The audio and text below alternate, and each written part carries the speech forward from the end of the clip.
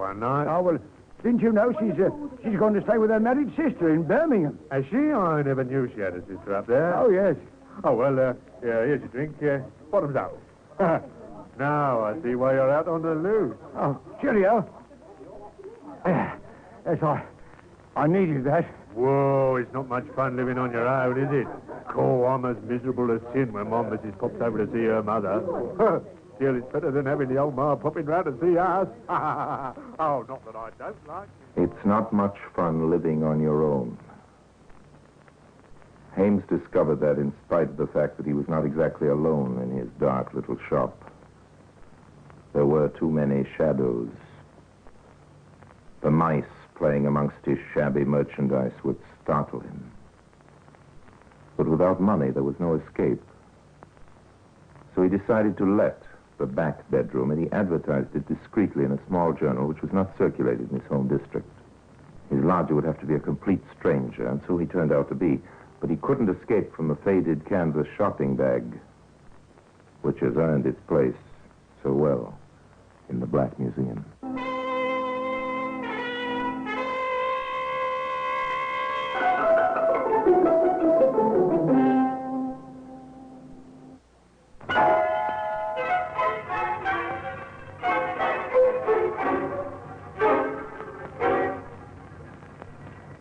We returned to Stanley Hames in his shop at 22 Wildron Street. The advertisement for a room to let has produced its result, and the back bedroom is occupied by a short, middle-aged man with square shoulders and wary eyes. He calls himself George Smith, which is as good as any other name, but Hames is suspicious. The lodger never ventures out except for brief moments during the hours of darkness. He behaves like a man who has something to hide. And Stanley Hames, now desperately short of money, decides to cash in on his opportunity. Who's there? Only me. Want to speak to you. What do you want? I hope you find the room comfortable. Suits me. Yes, it's well tucked away, isn't it? Nobody would look for you here. What are you getting at? Nothing. But I'm afraid I've got to increase your rent. It's like that, is it? Yes, it is. I'm no fool. You dirty little runt, I could break you in half. Think so? I've got strong hands, you know. And if I did happen to disappear, things would become even more complicated for you, wouldn't they? I don't know what the devil you're talking about. Well, I'm increasing your rent from £1 a week to £5 a week. Oh, and you thieving If you don't like it, you can get out. I see. All right. I'll give you 3 quid. That's my limit. It's 5 all out. For 5, you get food and protection. So you found out who I am, eh? Yes. Okay. I'll take your term. Here's your first, Father. The bluff has worked. Hames had no idea that his lodger was, in point of fact, Gary Saunders, a wanted man. His partner had squealed on him following a vicious case of robbery with violence. Now every policeman in the country was on the lookout for him. But how infinitely safer he would have been in jail. As it was, his hush money restored Hames to his old self, and once again, the demon started working. Towards the end of January, the murderer met a painted lady who agreed to visit his home. It was during the night that Smith, alias Saunders, was awakened sharply from an uneasy slumber. He jumped from his bed, crossed the narrow landing, and burst into the room which he knew Hames occupied. It was a pretty clear case of murder. By heavens, take that thing off her head. How dare you come in here? Take that bag over. Get out of the way. Stop. Stop. You pay for this. She's dead. You've killed her. Yes, she's dead, isn't she? But who did it? You or me? What do you mean, you murdering jabbo? I happen to have a clean record. My word will carry more weight than yours, I imagine. Oh, you'd frame me, would you? You're not fit to live, Ames. Why, Thunder, I'm going to get the police. I'll take what's coming to me. But you're going to swing for this. I don't think so. Drop that knife. I'm not going to swing for you or anybody else. Nobody knows she was here, and nobody knows you're here. Get back, get back. No, don't do it. I told you I had strong hands.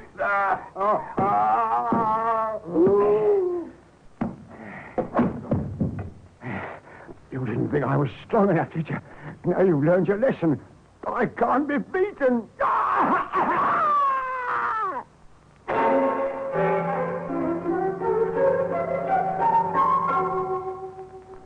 Sylvia Parks, Edith Hames, the unknown lady who was subsequently identified as a Mrs. Doris Luke, and Gary Saunders.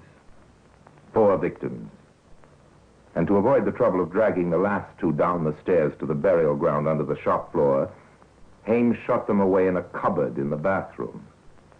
After that, he cleaned up and discovered nearly 2,000 pounds in notes, which Saunders had hidden away in his back bedroom. This decided him to take what he considered to be a well-earned holiday. But before he went, he added yet another victim to his list, Vera Dawson of the bleached hair. We don't know how she was lured into his death shop, but we do know that she left some of her hair inside the canvas shopping bag. And at this point, I will hand you over to a young man who was the key witness in the case against Mr. Hames. He's Mr. Peter Johnson. My wife and I were the unfortunate couple who rented the Hames shop. When we met him, he seemed to be just an ordinary sort of chap. He told us he'd redecorated the whole place and was going off to Birmingham to join his wife. Been ill for years, you know. Her sister's been very good, but I've decided to find a little place in the country for her. Well, that's probably the best thing. As you see, the shop's empty now, and I've cleared all my old stuff out, and I think it looks quite nice and bright, don't you? Oh, yes. I think it's just what we've been looking for, don't you, Peter? There you are, Mr. Hames. The wife likes it. We're in. Oh, good. I'm sure you'll be very happy. You wanted 6 months' rent in advance, I believe. That's right. I'll write you a check now. You haven't got cash? Oh, not for that amount, but the check won't bind. Oh, no, of course not. Well, here it is. It's all ready for you. We really made up our minds to take the place yesterday, you see, but, well, Julie wanted to come back today just to make sure. Well, I know you're going to be happy here. We've been happy. Here are the keys. Now I'll leave you to sort things out on your... It was 4 o'clock on a Saturday afternoon, so Stanley Hames was fortunately unable to cash the check as the banks were then closed until the Monday morning. In the meantime, Peter and Julie Johnston were having a busy weekend. They camped in the front bedroom for the night, and early on Sunday, the young wife was measuring the floors for carpeting, while her husband was fixing a glass-fronted cabinet in the bathroom. What's the matter, darling? Oh, I've hit my finger with a hammer. Oh, have you hurt yourself? No, just flattened my first finger. Oh, but, this is funny. I'm glad you're cheerful about it. No, I mean the wall here. Don't do that, Peter. You're marking the paper. It's hollow. There must have been a cupboard here, and old Hames has covered it in for some reason. I say, we could do with a cupboard. There isn't one in the whole place. Well, there's one here, all right. But, I'd have to redo the wall if I opened it up. Oh, you'd better leave it then. Just pass me that chisel. There's a sweet. Mm-hmm. Ah, thanks. I'll just open a little hole and see how big it is inside. It might not be worth opening the whole thing. Oh, careful. Perhaps Mr. Hames will be angry if he comes back and finds what you've done. Oh, don't worry about him. I've paid him enough rent anyway. Here it comes. Good. Now, give me the torch, will you? Here you are. Thanks. Yes, there's bags of room behind here. We'll soon see it. Oh, Peter, what is it? I think I'm going to be ill. Oh, darling. Get out of here. Go on. Right outside. Why? Why? I can't talk. Just get right out into the street. Oh. Quick, come on.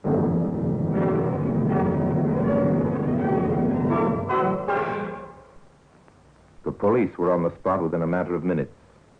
As their cars roared into Wildron Street in answer to Peter Johnston's call, curtains fluttered in front windows, and a growing crowd appeared quickly outside number 22.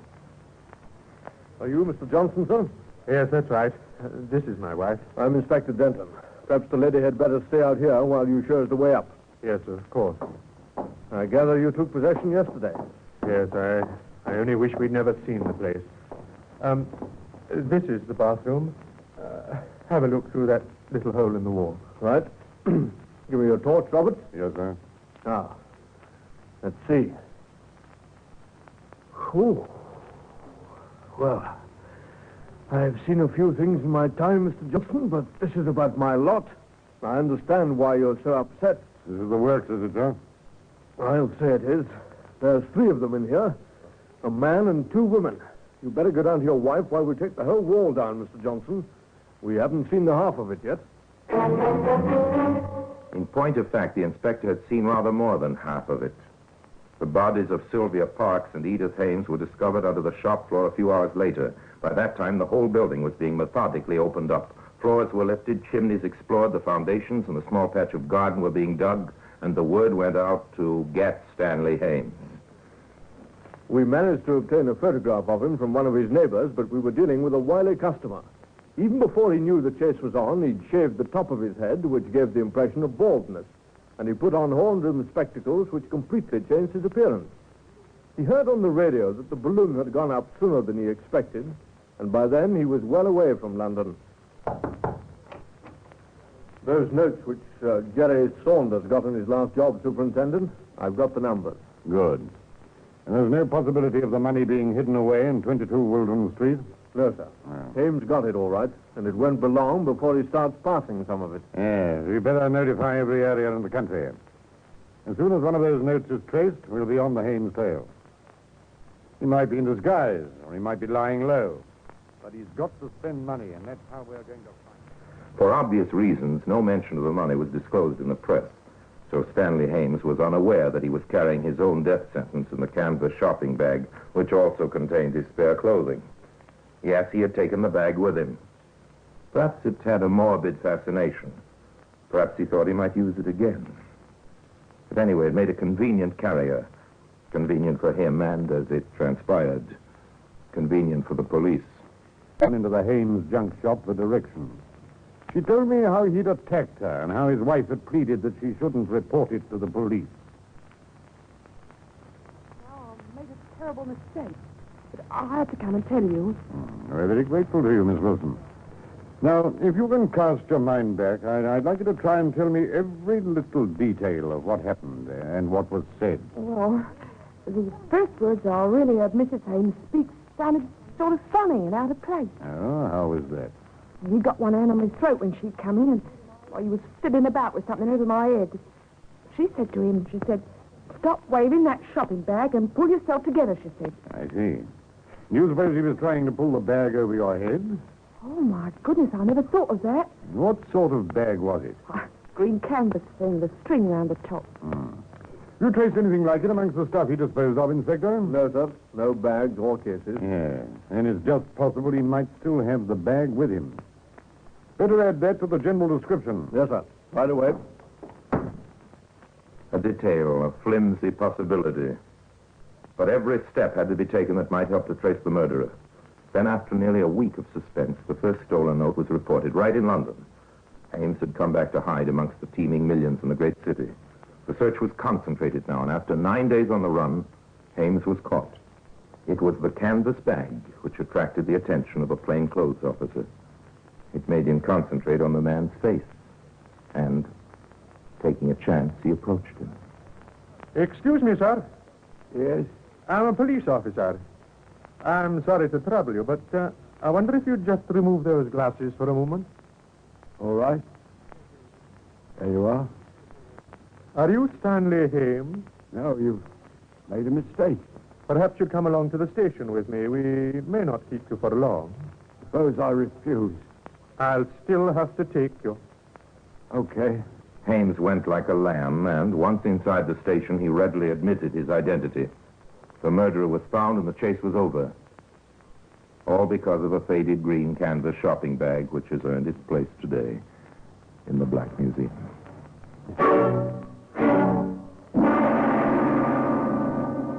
Orson Welles will be back with you in just a moment. Hames was a killer because it was his desire to kill. Except in the case of his one male victim, he killed coldly and ruthlessly. He had no pity. In fact, as we know, he would celebrate his murders. At his trial, he was obviously pleased to be the center of attraction, and for some reason he confessed to every detail relating to his first 4 murders. But with regard to his 5th victim, Vera Dawson, he would say nothing. But the evidence was in the back. This is Vera Dawson's hair, Inspector. Victim number 5, eh? Yes. She's been in the habit of bleaching her hair for years. That's probably why it came out fairly easily. So Stanley Hames went to the scaffold, and the pathetic blonde hairs lie beside the faded green shopping bag in the Black Museum. Now, until we meet again sometime in the same place, I tell you another story about the Black Museum. I remain, as always, obedient to you.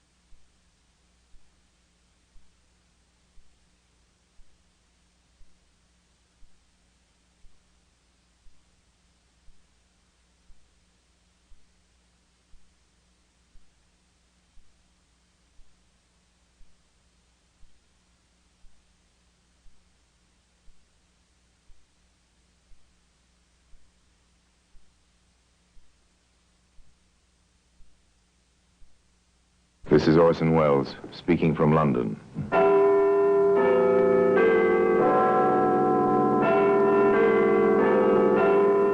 Here in the grim stone structure on the Thames, which houses Scotland Yard, is a warehouse of homicide, where everyday objects, a woman's purse, a man's glove, a child's shoe, all are touched by murder.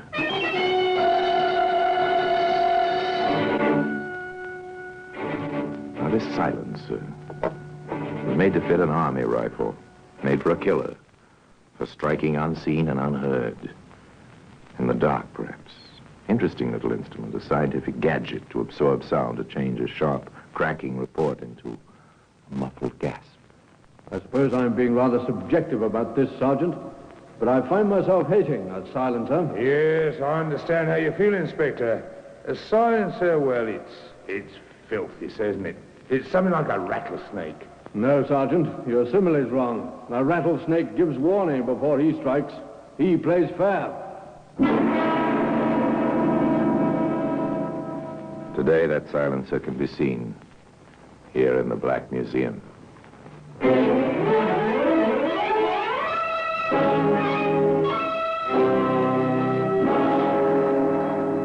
From the annals of the Criminal Investigation Department of the London Police, we bring you the dramatic stories of the crimes recorded by the objects in Scotland Yard's Gallery of Death, the Black Museum. In just a moment, you will hear The Black Museum, starring Orson Welles.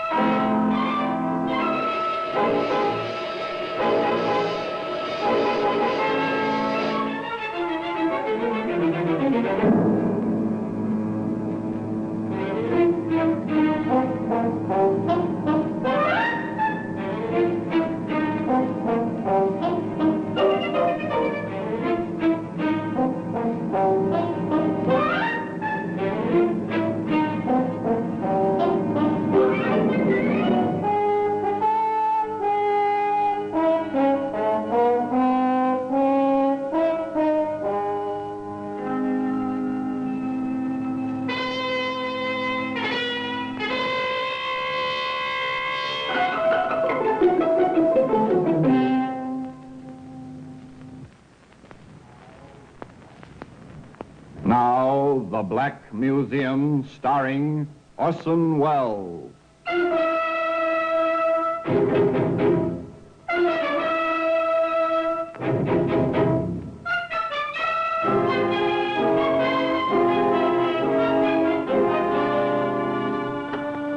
Well, here we are, in the Black Museum. Scotland Yard's Museum of Murder. Here lies death, violent death, in many guises, the long history of a great number of very murderous deeds. On the shelves, on the tables, in the very air itself. Now, this elephant gun here, this was once used for hunting by a sportsman bred in the very best traditions.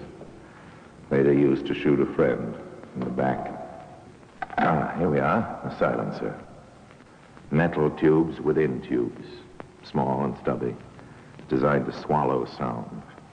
There was a weapon, too, of course, but no one thought of a weapon or of a silencer the night Herbert and Josie Martin returned from a party to their new home in the equally new residential development in the suburbs of London. Oh, it was a fine party, Josie, but I don't mind telling you I'm dead for sleep. Oh, yes. Oh, I like the new neighbors, but business days are no time for housewarming. At the rate these new houses are renting, we'll be going to house parties for weeks on end. Might as well make up our minds to it. A man and his wife, tired in a pleasant sort of way, pleased at meeting their new neighbors and preparing for sleep.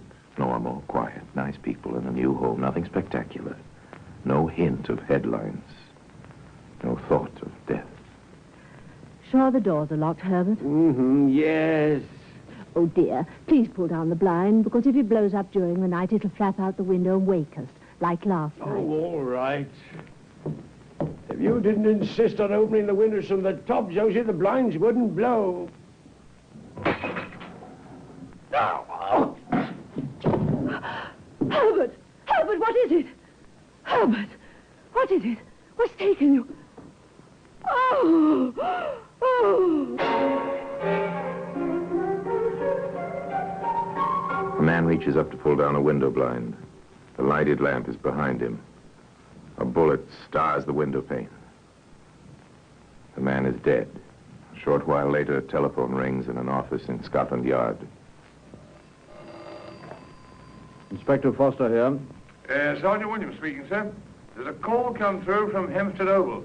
Herbert Martin shot as he was pulling down the blind in his bedroom. Anyone with him? His wife, sir. Any other witnesses? No, sir, not at the moment. Very well, Williams. Bring a car round and we'll have a look at the situation. I realize this has been a terrible shock, Mrs. Martin, but we need your help at once. Oh, anything, Inspector. Anything at all. Did your husband have any enemies that you know of? Oh, no, no one. No one. Any trouble in his business? No, nothing, no. What was his business? Insurance. Accident, mostly. It was going on so well, that's how we could afford to move out here. Then you've only come here recently. 3 months ago. We were one of the first tenants. Seemed such a nice place. Everything's so new and... Questions and more questions. But there was obviously nothing Mrs. Martin could tell the inspector. All she knew was what she'd seen. One point puzzled him. The inspector came back to it several times. And you're certain, Mrs. Martin, that you heard no shot? No, nothing. Just the sort of noise of the glass, and then Herbert falls. Well, it's possible, sir. At extreme range, the sound of a shot might have followed the arrival of the bullet. Mrs. Martin? No, I'm sure. I'd have noticed. That's what made it seem so strange. There wasn't any sound. Just the hole in the window and my husband sort of crumpling up and falling. Well, that's not much to go on. Perhaps the bullet will tell us something. Meanwhile, we'll do our best, Mrs. Martin. We'll try to do our best. There was very little for the police to start on. A close scrutiny of Herbert Martin's life brought nothing to light.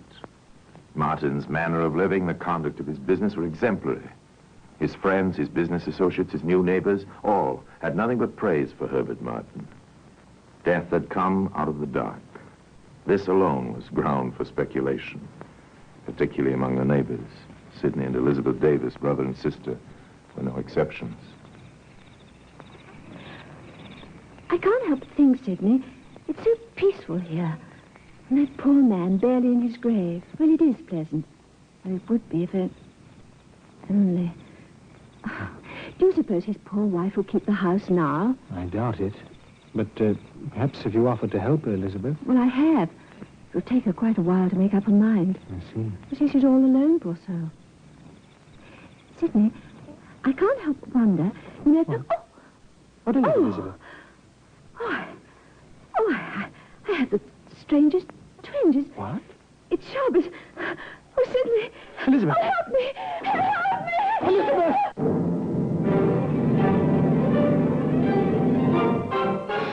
Death had come to Hempstead. 'Hampstead Oval once again. And you're absolutely sure you heard no shot, Mr. Davis? Absolutely, Inspector. One moment my sister was speaking to me about Mrs. Martin. The next moment she was dying in my arms. There was no sound, and only the blood. I see. Mr. Davis, do you know the people who live in this development? Nearly all of them. We felt rather like pioneers, I suppose, with the development being so new. We all became friendly. And perhaps you can tell me, are there any ex-servicemen living here? Yes, there are two. Nice chaps. Wives and children, you know.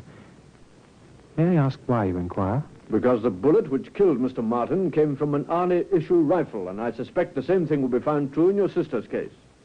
If it is true, we'll have that much at least to go on. More, the markings on both bullets were identical.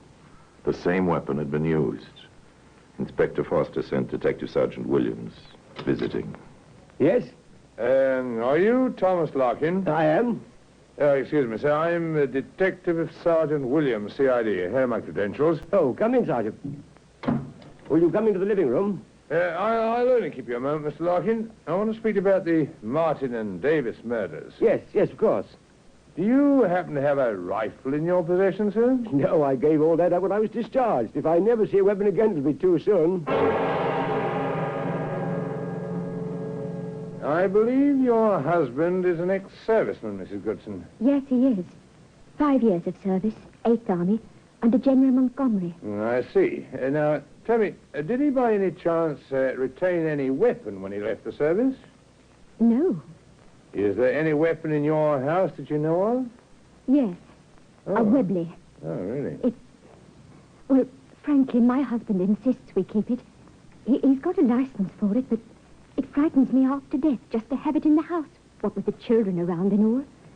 Oh, Sergeant, are all of us in danger here? Oh, you needn't worry. Don't you have any idea who or what may be behind these dreadful shootings?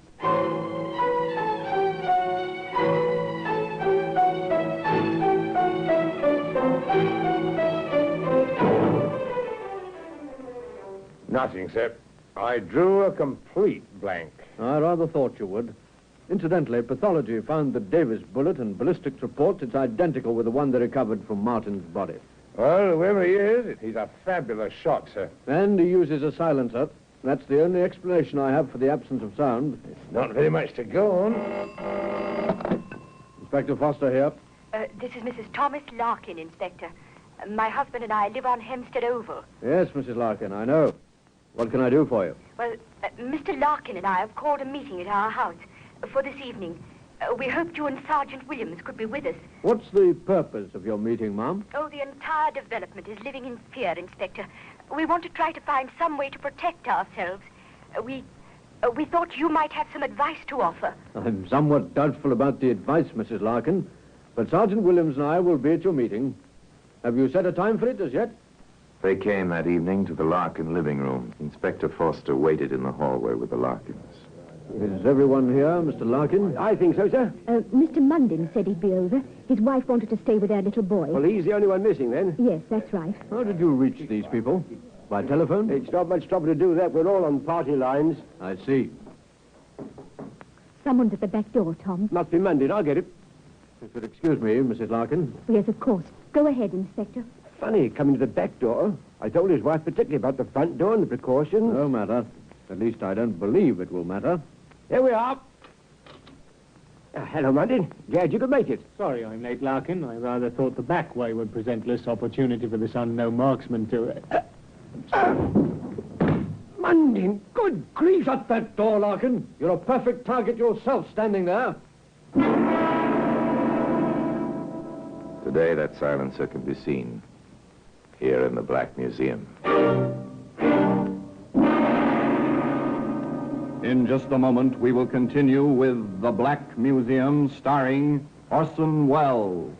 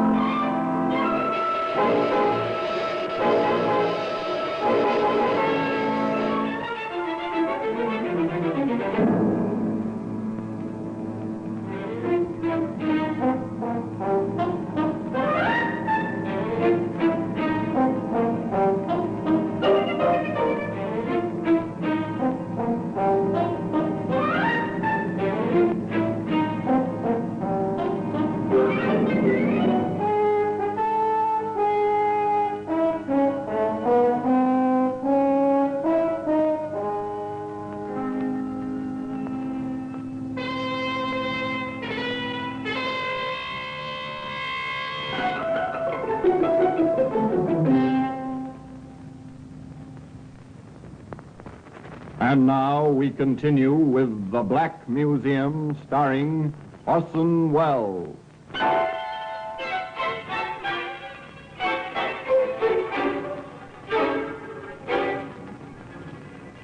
Neighbor Munden was dead, with a rifle bullet neatly placed in the back of his head.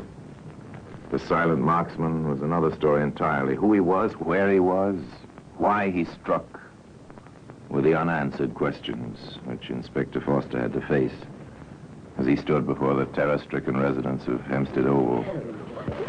All I can say is that the police are doing anything and everything to find this killer. And in the meantime, Inspector? I'll answer that. In the meantime, we can all be picked off as my sister was, or Martin, or Munden. Yes, he's right, Inspector. I, for one, won't leave my children open to the risk of being orphaned or worse. No. Oh, no. Moving away, giving up your homes, won't find a murderer. I'm asking you, all of you, to do something quite difficult under present circumstances. I want you to stay here for another few days. Be patient. Remain indoors at night. Stay away from doors and windows. If it's possible to find him, and that is always possible, we'll do it. I promise you this, that the entire machinery of the London... They watched him, the good neighbors of Hempstead Oval, with doubt and fear in their eyes. But they did as Inspector Foster asked. They stayed in their homes and waited. The welcome light of morning found the inspector and his sergeant with Tom Larkin in the kitchen of his home. You're about the same height as Munden, aren't you, Larkin? Just about. Good. Sergeant? Yes, sir? Set up the transit here where Munden was standing when he was hit and adjust its height to Mr. Larkin. Very good, sir. A surveyor's transit in my kitchen? I don't understand, Inspector. You will shortly. Almost ready, Sergeant? Yes. The men worked quickly, methodically. The transit was set up, the lens of its telescope facing the open back door. Inspector Foster adjusted the eyepiece and then slowly scanned from lintel to lintel through the open doorway. Back, he moved the instrument, adjusting it vertically as well as horizontally, turning the brass thumb screw carefully, precisely. Stepped away from the transit. That seems to be the best possibility, Sergeant. See for yourself. Thank you, sir. Yes, it lines up well. The angle seems to be about right. Shall we have a look at it? Yes. Yes. Care to come with us, Larkin? Yes, I would. There's a tree out there with a clear line of fire right through your back door. The distance seems to be about 500 yards. So that's what the transit was for. Exactly. Let's go, shall we?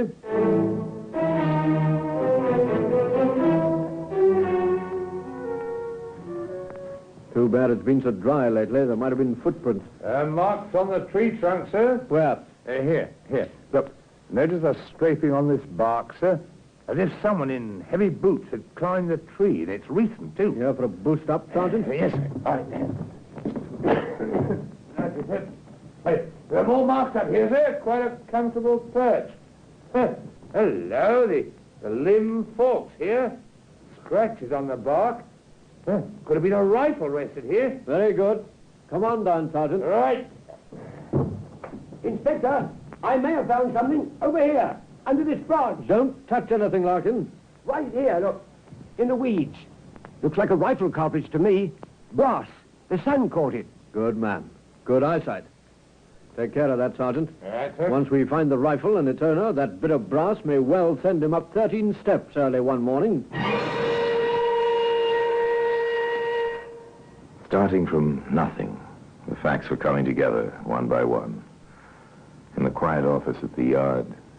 The boot marks on the tree trunk, Sergeant. They were rather close to the ground. I noticed your first jump was at least 2 feet higher. Yes, I wasn't carrying a rifle, sir. No, but a man of average weight and good condition would have made markings closer to yours. I'd say this fellow was either very heavy or not exactly young. Or past middle age, at least. The beginnings of a description. Either military or hunting experience to be able to shoot like that at night. The beginnings of a background. Whoever it was must have lived in that area for some time to know the position of that tree in relation to Larkin's back door. Start a quiet house-to-house check, Williams. Very good, sir. Have the men watch for anyone who fits these points. Yes, sir. Then find me a detailed ordnance map of Hempstead Oval. The builder or the renting agent will have one. We found one sniper's perch. I'm curious about the other.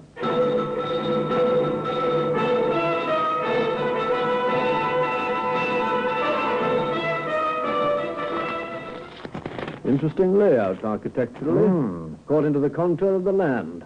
The main line of the houses seems to curve round this rise just off centre. It must have been quite a place in the old days. Oh? The builder told me.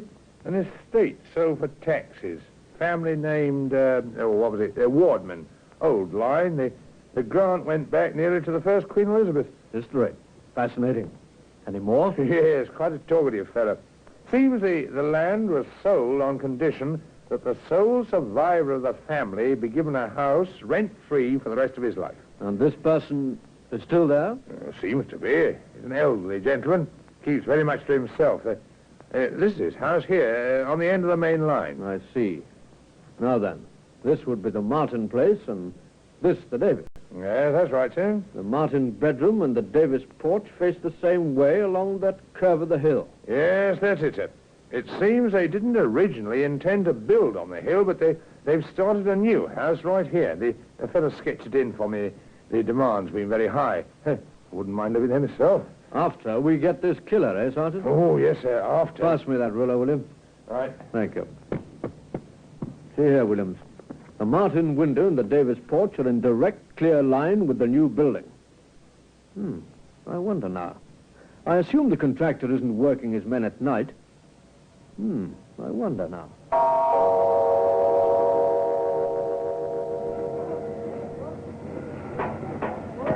This is the top floor, Inspector. Hard wood isn't in yet, but that floor will take your weight.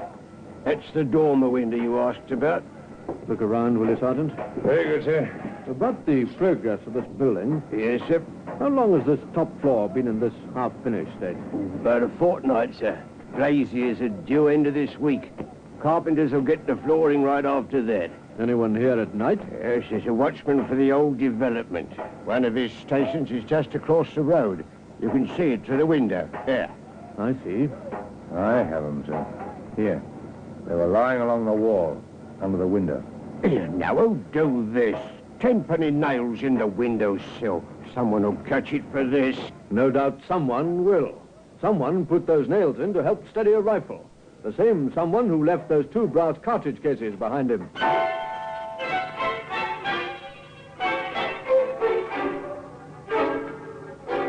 How do you catch a killer who strikes silently in the darkness? How do you match his craftiness? Perhaps you say to Tom Larkin, "It may be dangerous, Larkin. Will you cooperate?" Oh, I've been under fire before now, Inspector. Very well.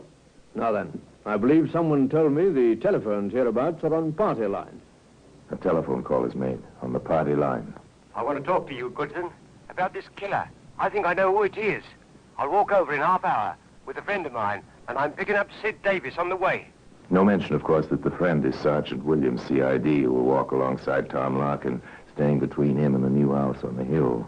No mention of the inspector crouched on the hillside in the dark shadow of the half-built house.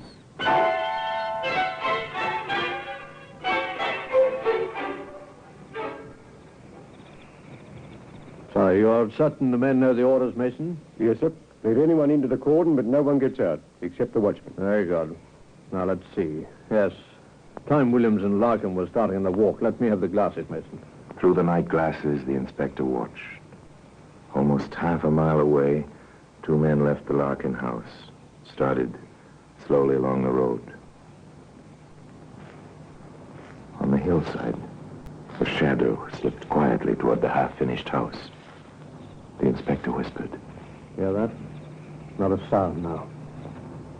Unsuspecting, a shadow moved through the line of police, past the hidden inspector, into the building.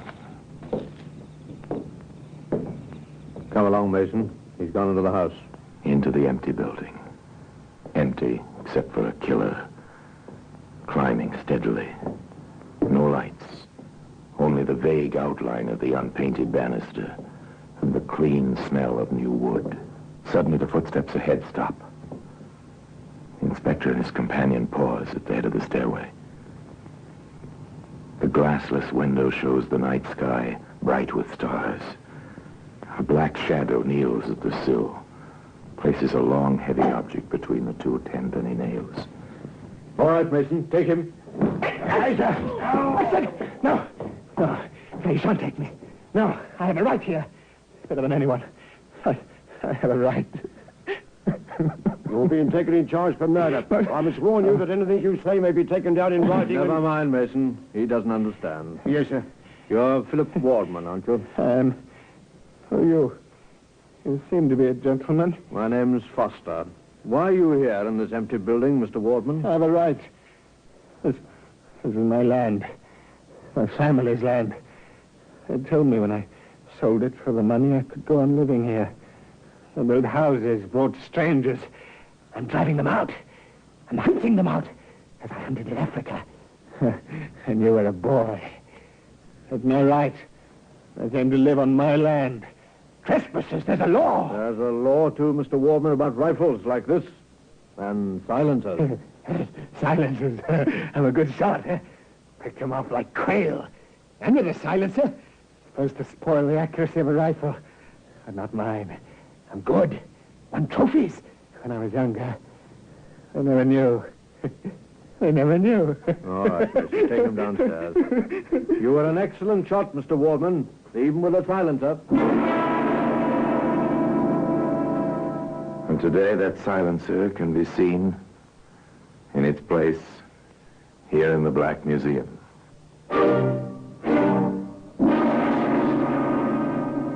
Orson Welles will be back with you in just a moment.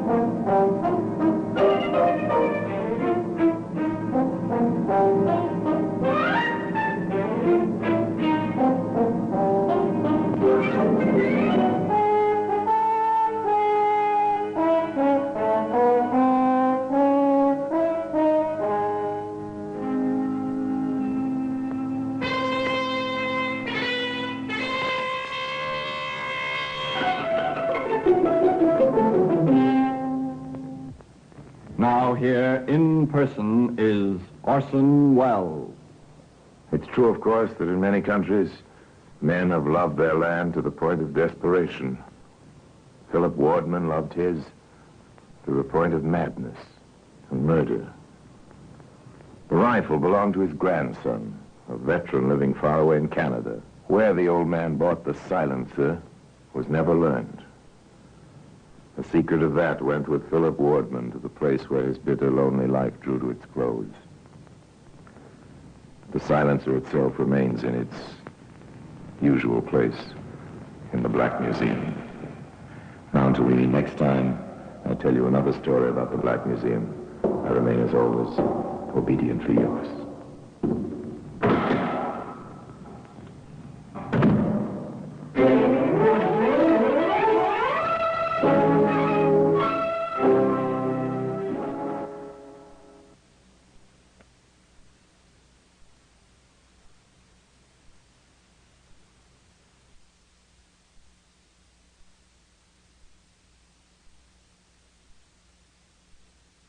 This is Orson Welles, speaking from London.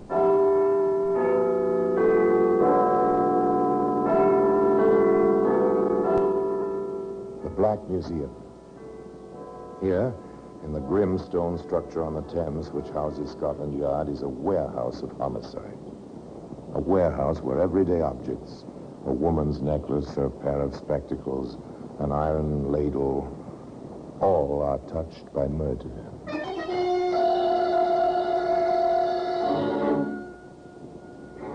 These small white boxes are familiar objects.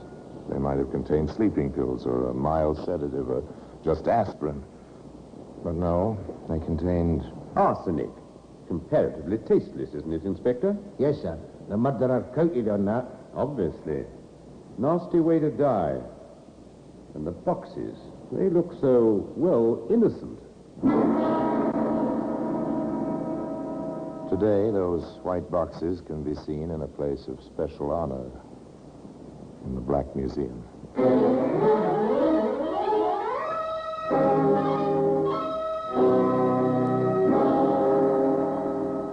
From the annals of the Criminal Investigation Department of the London Police, we bring you the dramatic stories of the crimes recorded by the objects in Scotland Yard's Gallery of Death, the Black Museum. In just a moment, you will hear The Black Museum, starring Orson Welles.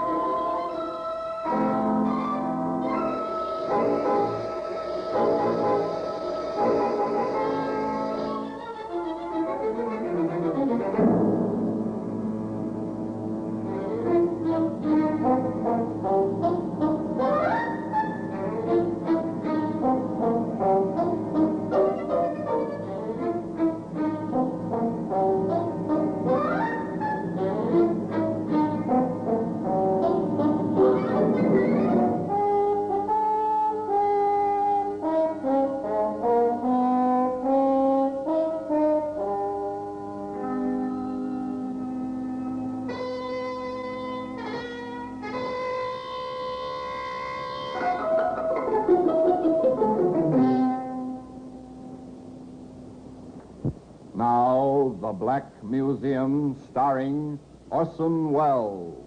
And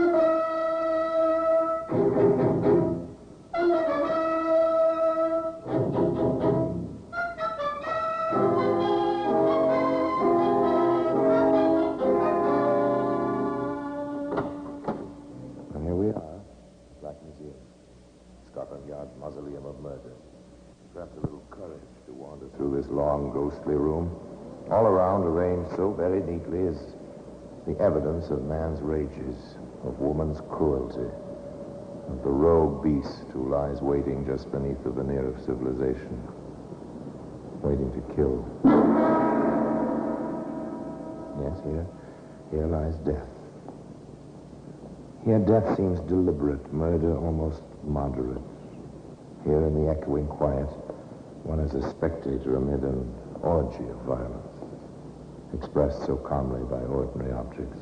The filing spike was created for the piercing of papers, to maintain orderliness on a clerk's desk, not for the purpose to which this spike was put. The piercing of the neck, the base of the skull, where the brain conjoins with the spinal column. Yeah, here we are. The white boxes, a little bit yellowed with age. The neat, spidery penmanship on the tiny labels fading now, but still legible. Curry's Pharmacy, Glasgow, Scotland, they say. And the date? January 1857. They were certain they had a case. The prosecutor for the Crown. Procurator Fiscal, they call it. And the quiet man in charge of homicide, Inspector Webster. The prosecutor was quite definite about it. We'll have no trouble at all. It'll be a hanging. There seems to be plenty of evidence. You sound doubtful, Inspector. Juries can be emotional, When that happens, the evidence goes out of the window. Juries haven't changed much. Almost 100 years, have they? But rather, in the old tradition, let the guilty go free occasionally than have one innocent perish. They presented their case. In proper order, each fact, large or small, in sequence, was paraded before the 12 good Scotsmen who sat in the jury box there in Glasgow almost 100 years ago. First, there was the landlady, Émile Dangeret's landlady. She told of that summer evening in 1856. Why, Mr. Dangelier, you are dressed up this evening. I have a reason, a very lovely reason. Do you like my waistcoat, madame? Quite striking. You ought to catch the lady's eye. I trust it will. Do just that, madame. How do you do it? Dress the fashionable on your salary, Mr. Dangelier. That is something I have learned from the frugal Scots, madame. I have indeed. You will excuse me. I must catch the steamer to Rowalin and the garden by moonlight. A happy little man, that summer's evening, Émile Dangelet. A happy, strutting little man in his new waistcoat, his well-pressed jacket, his smart hat. On the way to the quay to board the side-wheel steamer, he met his friend, Robert Dougal. Mr. Dougal was a witness, too. His story was just as simple. Emil, how are you? As if I needed to ask. You are the sport this evening. Thank you, Robert. You look well yourself. Don't tell me if you don't want to, but I'll wager you have a rendezvous. I do. And you introduced us. With Madeline? Madeline Smith? No other, my friend. But the Smiths are at Drowallen. Then you met the family? Not yet, Robert, but very soon. Tonight, just Madeleine. How long after tonight shall I have to wait for the family to accept me? How long, little man? How long indeed? That was a good part of the problem. Robert Dougal was temporarily excused from the witness box. The next witness was a letter. A letter which tried to recapture on paper the wonder of a summer night of young love. Oh, Emil. Oh, my darling. Madeleine, my love. Whisper, sweet. They are not asleep yet. How can I whisper when my heart wishes to shout from the housetops? Emil, you're sweet. My darling, is this not a night for lovers? Come, darling. There is a quiet place, I know, where the moon will be reflected in the water, and no one will be near. Don't let the gate bang, darling. We don't want my father finding us now.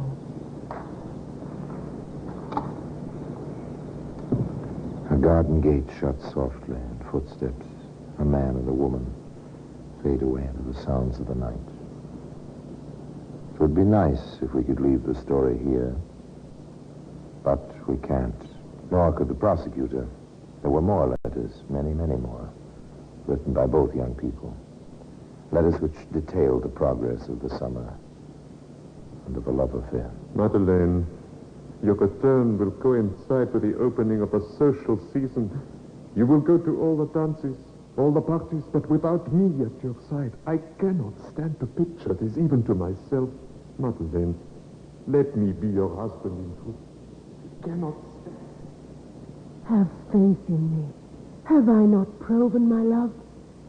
Oh, Emil, the tears which bathe this paper, they are tears of longing, longing to be with you.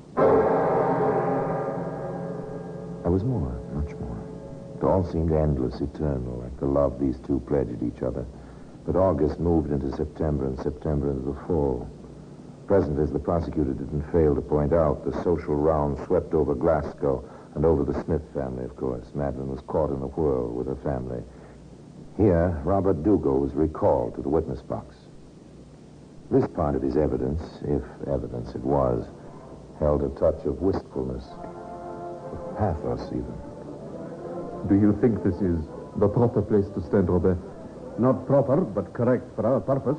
They'll have to pass this way. There's quite a crowd, is there not? The public dances of the Glasgow season are always crowded.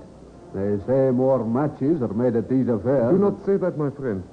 This is my great fear, that she will meet someone. But she loves you. What am I? A 10-shilling packing clerk. I am nothing. Our family do not even know I exist. Where are they? Has something happened? I must... He stood there, on the stairway leading to the ballroom, waiting so impatiently. The little man in a fancy waistcoat, beneath which was so much pride and so much love. And then, at long last, he saw her alight on her father's arm from their carriage, start up the stairway. She's a princess, is she not, Robert? She's a very pretty girl. But then, I'm not in love with her. I will speak to her. No, you mustn't. Not here. Madeleine. Miss Smith. No, it would be unforgivable. Don't embarrass her like this. She passed within arm's length and seemed not to notice him, standing there waiting so eagerly for the acknowledgement which never came. Shortly afterwards, the two young men went into the ballroom themselves. Emile saw his Madeline whirling in the waltz, heard her laughter. Why, Mr. Miller, I cannot allow you to speak to me like that. My father would think... Robert, this is what I have nightmares over. Patience, Emile, patience. That is what she says. Patience, Emile, patience. She's going into the conservatory. Quick, Emil. Do I dare? What, didn't you see? She looked at you, pointed with her fan. Wait for me, Robert. With pleasure, my friend.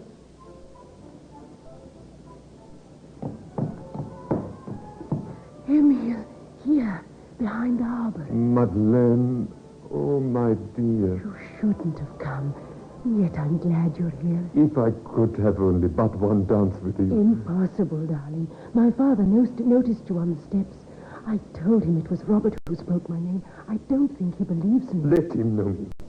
I am not ashamed of what I do. I will not be a clerk forever. Not now, not tonight. I must be quick. They will be missing me. Darling, tomorrow night, come to the house. You know my window on the ground floor with the railing. We'll talk about it then. Tomorrow, after the family is asleep. The ground floor window, where the cat bars to keep out cats.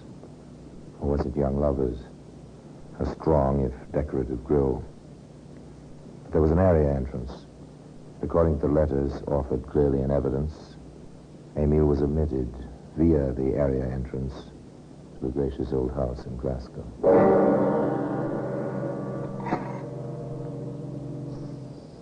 Madeleine.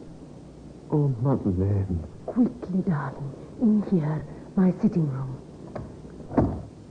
Here we are.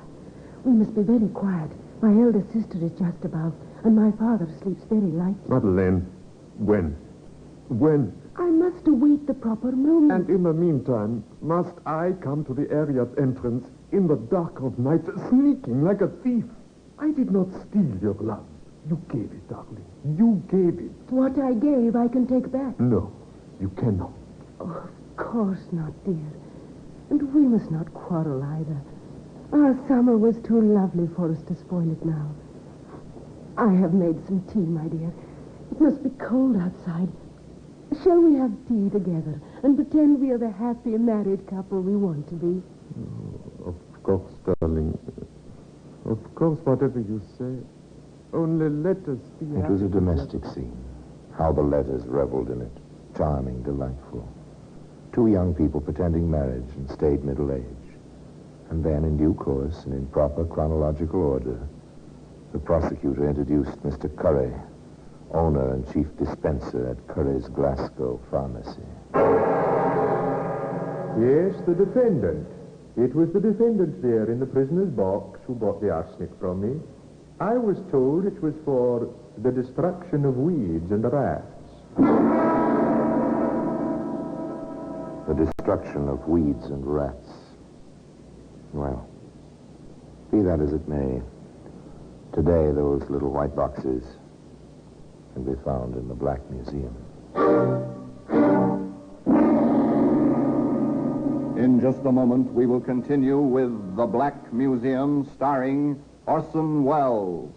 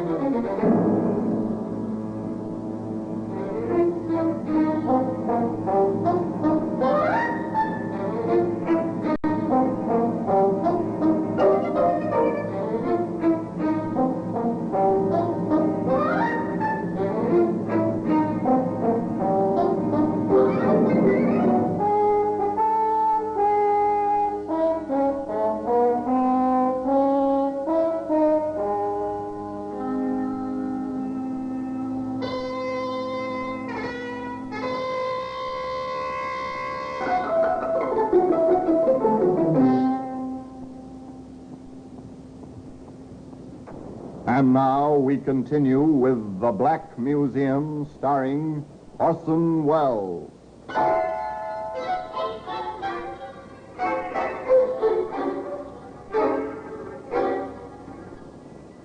White is the bride's color, they say. In China, white is the color of mourning. Perhaps white was the right color for the little boxes in the Black Museum. The evidence continued. There was the stolid, honest police constable. He had a simple, sad little tale to tell. It began with A sound such as children make when they play with sticks on an iron rail. But this was not a child. This was a lover calling to his love, while the onlookers were a policeman and death.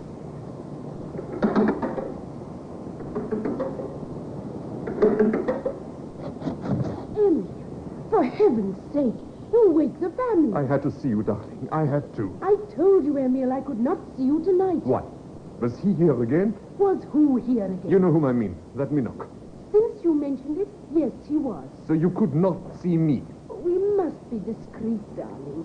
It's perfect camouflage. Father likes Mr. Minoc. As long as Father thinks I pay attention to Mr. Minoc, he will not suspect that I am in love with anyone else. Are you in love with me, Madeleine? Emil, how can you ask that? Forgive me. Forgive me, my darling. At the time, I do not know what I am doing or saying. Here it is November. The summer seems so far away. Yes, the summer. Emil, go home. I cannot let you in tonight. Madeleine, to stand here, talking through bars. Oh, you'll catch your death of cold. Glasgow in November. Damp, almost bitter. Oh, please go home, Emil, where you'll be warm and safe. I'm chilly standing here. No, not until I have held you in my arms once more. Emil, stop it. It's so late, so cold. Yes, cold. And almost bitter. Good night, Emil. Madeleine! Madeleine! You can't! You mustn't! Madeleine! I'll find a way. We will go off to South America. We will get away. Madeleine, listen to me. Here, now, what's all this? It's nothing, Constable. This is near the time to be rattling windy grates. It's much too cold for serenading, you know. You do not understand. Oh, don't I? I was young myself, not so long ago. Now, on your way, young fella. Mr. Smith is a good friend of mine. I'll no have lovesick boys disturbing his daughters this time of night. Off with you now. Get on to your house. Understand, little man? I'm telling you to move along. Yes, Constable.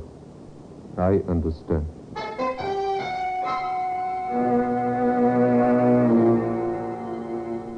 But did he understand? Did Emile Dangelet understand that this was the beginning of the end? That the summer was over and forever? Perhaps. Perhaps not. Perhaps he wouldn't let himself understand. However, this is all conjecture. The prosecutor was concerned with facts in their proper order. And so his next piece of evidence was a letter. In view of what appears to be the termination of our affair of the heart, will you be gentleman enough to return my letters to me at once, together with my portrait? I flatter myself you have not destroyed either my picture or the missives I sent you while we felt more tenderly towards each other. There was no answer. Hadlin tried another approach. Once we meant something to each other. I trust those moments are not unhappy memories. If they are happy at all, will you honor their memory by returning my letters and the miniature I gave you? Still, no answer. Emile brooded in his room, on his job. And then suddenly there was a change. The prosecutor brought this to the attention of the jury by recalling Emile's landlady to the witness box. She told an interesting story. Well, Mr. Dangelier, you haven't stopped at my pier glass in a long time. I had no reason to until tonight. Oh, a lady? Yes, a lady. With a warm heart and your smile. With a warmer heart than she has shown in some time. I see.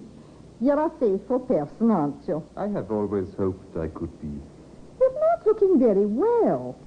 I expect to see you improve in health, Mr. Dangelier, as you improve the problems of your heart. Thank you, madame. Thank you from the bottom of my heart. If you will excuse me, I must not be late tonight. I must not be late tonight, he said. Yes, tonight of all nights, he must not be late.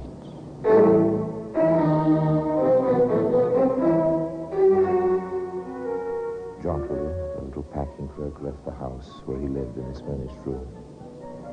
There was no record, no witness, the prosecutor admitted, of what went on that night between the jaunty Emile and the beautiful Madeline.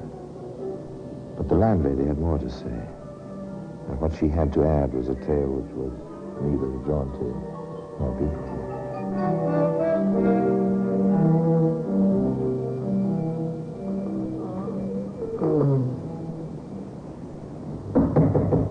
Mr. D'Angelier, are you ill? What's wrong? Do you want a doctor? Can I help you? Mr. D'Angelier. Mr. D'Angelier. Mr. D'Angelier, what is it? You look as if you'd crawled home on your hands and knees. Yes, I did. The last block. The pain. The pain. I cannot stand the pain. I shall call a doctor. You're sick. You're very sick. You must have a doctor. The good woman hurried up the street, aroused the doctor, whose surgery was in the corner, and together they hurried back and up the stairs to the little man's shabby room. What is it, man? Where's your pain? Leave me alone. I want to die. Good heavens. Mr. D'Angelier. You will die unless you help me yourself. Madam, have you any mustard in the house? Mustard? Whatever for? An emetic. This man has been poisoned. Quickly now. Oh, yes, of course. I must have some somewhere. They did their best, the doctor and the landlady, but their best was to no avail. He's gone. A bad end. My guess is arsenic. It'll take an autopsy to find out for certain. However, now it's the turn of the police. The police, in the person of Inspector Webster, gave testimony at the trial. Inspector, tell the jury what the medical stated. Death caused by a large quantity of arsenic taken by mouth, probably in tea. And what did you find in a small wooden chest in the victim's room, Inspector? A packet of letters in perfect chronological order from the prisoner to the deceased. Thank you, Inspector. One thing more. Did you arrest the prisoner? I did. Did you warn her that anything she might say could be used in evidence against her? I did. And what did she say? Too bad. He was a nice little man. If he hadn't been so persistent, I might have liked him better. Thank you again, Inspector. There was more, a little more. Mr. Curry, the pharmacist, was called back to the witness box. How many times did the defendant come to your shop, sir? 3 times. Each time she bought 6 pennyworth of arsenic. And what reasons did she give for these purchases? First, it was killing weeds in the back garden. Then it was rats at the Smith's country place. And finally, rats at their city house. Did anyone else connected with the defendant ever stop in your shop? A servant. One of the men servants from the Smith's house. He asked for prussic acid to whiten the defendant's hands, he said. I told him nice young ladies shouldn't have poison like that around. I refused to sell it to him. She came for the arsenic herself about 2 weeks later. The defense made 2 points. The sweetness and the excellent background of the prisoner. The fact that no one found any evidence that the poison had been administered by the prisoner. No one saw her do it was the crime. The judge made the usual charge. The jury retired. They returned to a tense courtroom. Madeline Smith rose at the court's command and faced the jury. The foreman spoke briefly and to the point. We find the case for the Crown not proven. Our verdict is not guilty.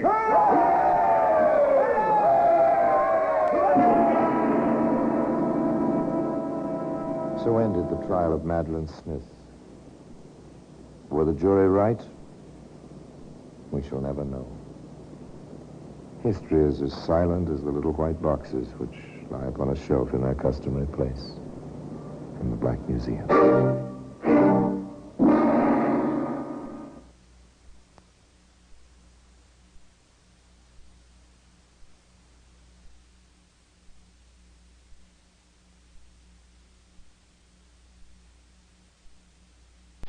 This is Orson Welles, speaking from London.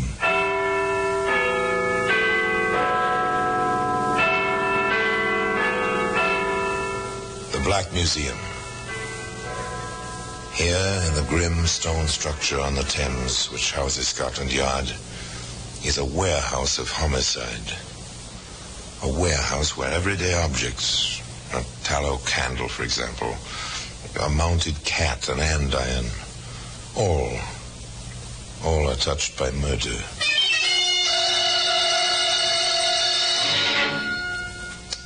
A bedsheet. It's a familiar object. You see them every night, except on rare occasions when you're roughing it. Linen is the usual material. Sometimes they're made of silk. This one is linen. It bears the imprint of the steamship Bengal Tower. May I make up your bed, Miss Parsons? Certainly, stewardess. We're on our way, aren't we? Yes, miss. That's the last we'll see of Cape Town. I'll just change your sheets, miss. Thank you. Fresh ones for the first night out. Today, that bedsheet can be seen in the Black Museum.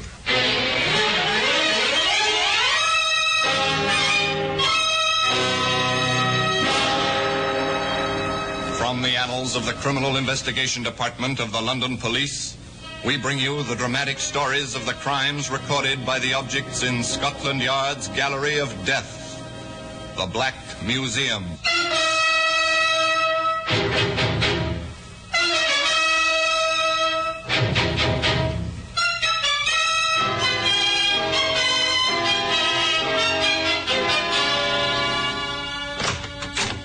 Well, here we are, the Black Museum.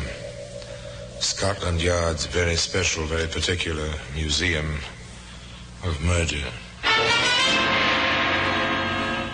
If you're a student of criminology, a student with some imagination, I don't think you'll be alone here in the Black Museum.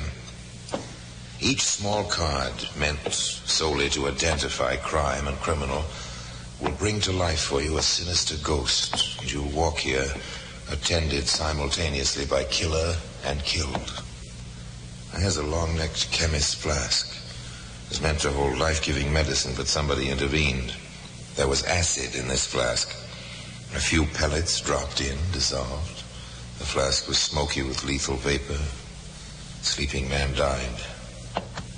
Here's a bicycle made for fun, but notice the wheels, the crumpled spokes, crushed tires. A girl rode this bike downhill, and a wire was stretched across the roadway.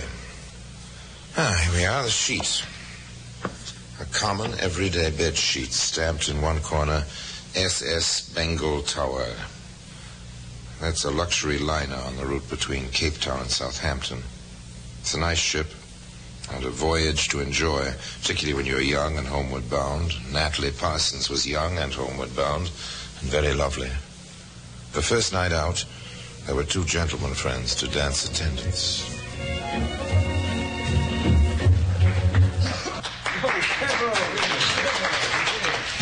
Thank you, Miss Parsons.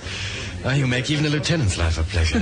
Why, Lieutenant, I thought the Navy was the life for a young man with adventure in his soul. Well, that's just the legend, but all legends come to an end. Just like the dancing tonight. Mr. Morrow holding the fort at our table all alone. Let's be nice to him, Lieutenant. I hear he knows the captain of our ship. The dancing was over in the main salon. The orchestra retired for the night. High above the brilliantly illuminated decks on the dim, binnacle-lighted bridge, Captain Booth had his own thoughts as he paced away his watch. Ought to be all right. Full passenger list, decent crew, engines in good shape, ship all squared away topside and below. You never know. That's the worry and the fascination of it. You never know. No, Captain. You never know, do you? You never know. But such thoughts are ridiculous. Look at the three people at that table near the bar in the first-class lounge this minute. The Parsons girl. Actress, the passenger list says.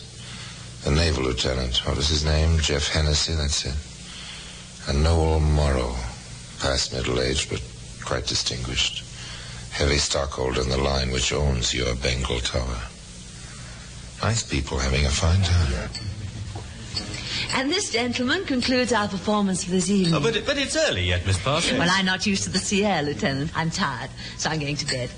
And thank you both for a lovely first night at sea. May I see you to your cabin? Hold on, I claim that privilege. You dance with her all evening, son. Now it's my turn. Oh, don't fight, gentlemen. Well, not the first night out, anyway. I think we'll accede to Noel's wish tonight, Jeff. He has some basis to his claim, you know. There you are, young fellow. Well, I surrender. There's plenty of time to Southampton, and lots of moonlight. Yes, plenty of time for fun and enjoyment and even playing at love as the great ship knifes through the tropic seas northward, homeward bound. So Noel Morrow walks Natalie Parsons to her cabin and returns to the bar for a nightcap with Lieutenant Jeff Hennessy. To Natalie, a nice girl. I'll drink to that. A fine talent, I hear. Yes, I saw her in a play in Johannesburg, Three-Cornered Moon. Huh? Very amusing. That's so. Well, I never heard of it. Still, I'm glad I heard of Natalie Parsons. Nice girl. Good looking, too. Yes, all of that, and more. Well, here's to a pleasant voyage. Two gentlemen converse over whiskey and soda, then repair to their respective quarters and fall asleep. 2 a.m. 4 bells. On the bridge, the watch is changing. First officer reporting relieving, sir. Thank you, Mr. Forsyth. We're making 15 knots, course 348. All quite below. Thank you, sir. I took the liberty of checking before I came topside. The watchmen are ringing their stations, sir. Stewards and stewardesses turn in, sir. Very well, mister. Take over. Carry on. North-northeast, roughly, is the course. The ship moves on. The captain goes to his cabin. First Officer Forsyth and the quartermaster stand to on the bridge. All quiet. Below on B deck, the watchman makes his rounds.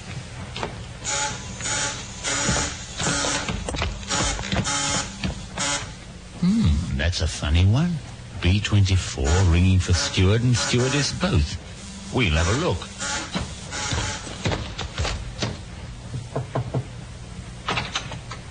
What is it, man? Is something wrong, sir? Nothing's wrong, why?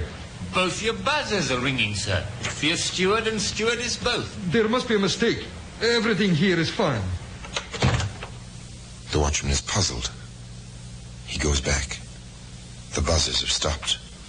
He checks the cabin list. B-24. Miss Natalie Parsons. He hesitates. Back to the cabin or up to the bridge? Was it a mistake he chose the bridge? What is it, Peter? B-24's a ladies' cabin. Single occupied, Mr. Forsyth. Is it now? Buzzers was ringing. I answered. A man came to the door. All I did see of him was his trouser leg and shoe. Black, both of them. Well, strange things can happen on shipboard on a cruise like this, you know. You just go on with your rounds and fill out your report when you go off watch. Yes, sir. Very well, sir. In a few moments, I'll go below and check. You want to make sure, meet me at B-24 at 5 bells. Aye, sir. Thank you, sir. Strange things do happen on shipboard. Even without tropic seas and a voyage home, quite strange things. 5 bells. 2:30. First Officer Forsyth with Watchman Petrie at his elbow knocked discreetly on the door to B-24.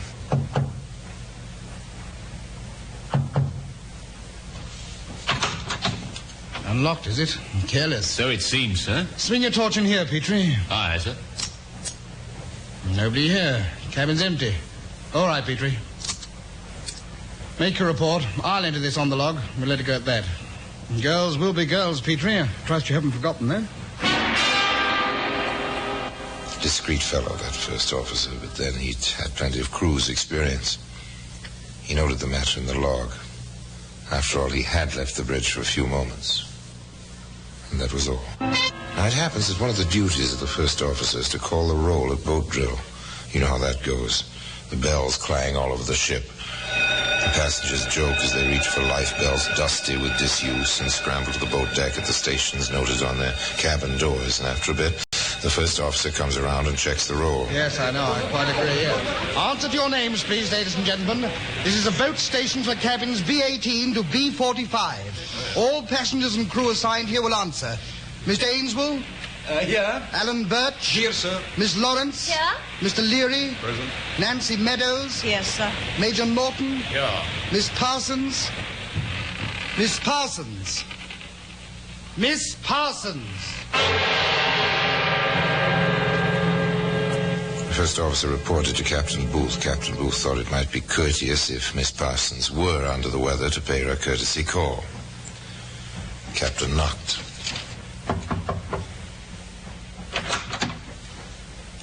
Empty. Strange. Stewardess? Stewardess! Yes, sir? You wanted me, Captain? I do. You see Miss Parsons this morning? No, sir, I haven't. It's a little queer, rather. How so? Well, she wasn't at boat drill either, sir, and her night things are missing. You laid them out last night, did you? Yes, sir. Pretty things, too. Just right for her. But not a sign of them this morning, and stains all over the sheet. How's that? Where? Here, sir. Sort of red and a few black ones, sir. Streaks like. I see. Just a moment. There are times when I'm glad first-class cabins have telephones. This is the captain speaking. I want Dr. Stout in B-24 at once. Thank you. You don't think something's happened, do you, sir? She's such a nice girl. That's what everyone says. Funny goings-on in here last night.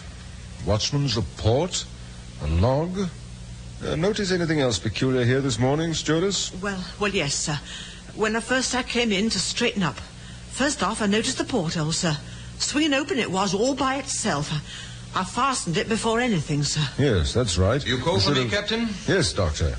Take a look at the stains on that sheet, will you? Right. All right, stewardess, you can go, but stay on call. Yes, sir, I'll be right outside. And send in the watchman. Yes, sir. Well, Doctor? These are probably lipstick.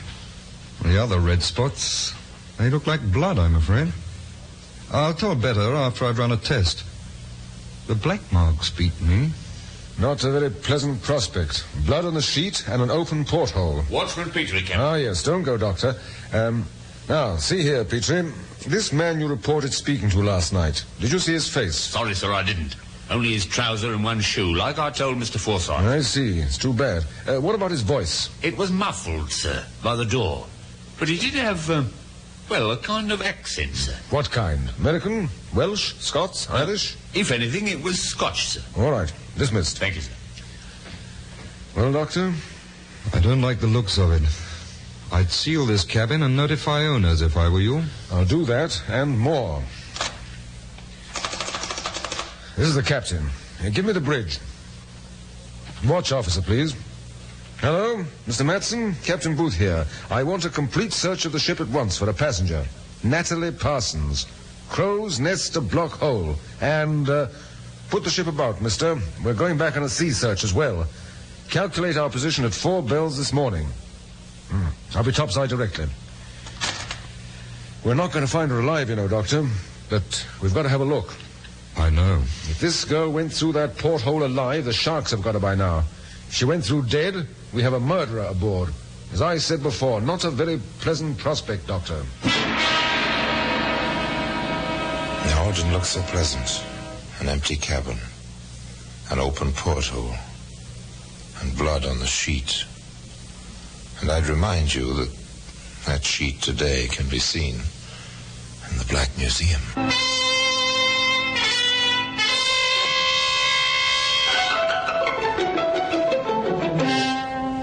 Do you gentlemen have anything to add? Have you, gentlemen? Neither of them did. But in Southampton, the Criminal Investigation Department did have a few items to add. All right, Hobson. What's the report on this Parsons girl? Well, exactly what she said she was, Inspector. Actress. Mm-hmm. Apparently quite well accepted in Joburg. Plenty of men at the stage door, so to speak. Age, 25. Never a touch of scandal. 2 points. Yeah? She was in the Army Intelligence during the war. Had languages. Good actress. Quite a help. Oh, possibly in Secret Service nowadays. No, I called the special branch on that. Positively no. She's back in civil life completely. Oh, well, that's a possible theory down the drain. Yes, sir. Well, you had 2 points, Sergeant. Yes, sir. The other is, she said she left Joburg for a theatre job here. Well, there's no sign of it, sir. No manager in England has signed her, though some of them knew the name. Oh, we'll keep after that. Oh, how about the passenger and crew list? Anyone familiar? No, not a criminal record in the lot. And we've checked all 368 of them. All right, Sergeant. Well, keep after that theatre job angle. Meanwhile, alert the technicians and the harbour police. We'll be going aboard that ship before the pilot takes her over. The ship with a sealed cabin drew nearer to home. Somehow the festive quality of a voyage home was missing. Tension settled over the Bengal Tower, from the bridge to the boiler room. At long, long last, the anchor dropped into Southampton water. The passengers gathered to watch for the pilot boat. That's no pilot boat, is it, Halsey? Police launch. I expected as much. Funny. You dance with a girl, you know her for 8, 10 hours out of your life. She stays with you. It happens, son. She was a lovely thing. Don't fall in love with a ghost. You wind up rather lonely, you know. Thanks. I'll remember that. Quite a few of them coming aboard. Yes, we're in for a going over, apparently. The captain spoke to the passengers and crew of the public address system. Ladies and gentlemen, as you know, representatives of the Southampton police have come aboard to proceed with the necessary inquiry into the tragic disappearance of one of our fellow passengers. Until this inquiry has run its course, it will be necessary to lie off and not to proceed ashore. Your cooperation will be greatly appreciated, and I'm sure you realize that all which can be done is being done to place you ashore as soon as possible. Thank you. I wish them luck. How I wish them luck. On B-deck, Inspector Rice took over from a greatly relieved Captain Booth. No time was wasted. Set up a lab in the ship's pharmacy. Get at those stains. Compare them with the girl's lipstick and get the blood type. And find out what's in those black markings. Yes, sir. Now strip the bed and go through her things top to bottom. Now, I want to talk to the watchman, the stewardess. And from what you say, Captain, the man in here that night had a Scots accent. That's correct. Well, how many Scotsmen aboard? Have you checked that? We have. 26, Inspector. 18 passengers, 8 in the crew. Oh, very good, sir. You have been thorough. Now, you, I take it, are the watchmen. They work quickly, but they work thoroughly. The watchman and the stewardesses reasserted their statements to the captain with one addition. Oh, yes, sir. I cleaned the cabin thoroughly. Wiped everything. That was too bad. No chance now for fingerprints. In the improvised laboratory in the ship's pharmacy, they did better. The lipstick stains match the lipstick in her luggage exactly, sir. The blood type on that spotted sheet? Type O, sir. The girl's army record gives the same type. Meanwhile, information arrived from ashore. She had a job waiting for her, Inspector, at the Abbey Theatre in Dublin, sir. And then the police chemist came up with a long-awaited answer. The black streaks on the sheet, sir. Lamp black wax and petroleum oil. That's shoe polish. But there's a trace of silver polish mixed in, sir. Ah, now we've got something, Hobson. Yes, sir, but what? Well, who'd get silver polish on his boots aboard ship, Sergeant? Well, it's a weird combination, sir. A ship steward, Hobson. A steward with a Scots accent. Now, let's see the captain, shall we?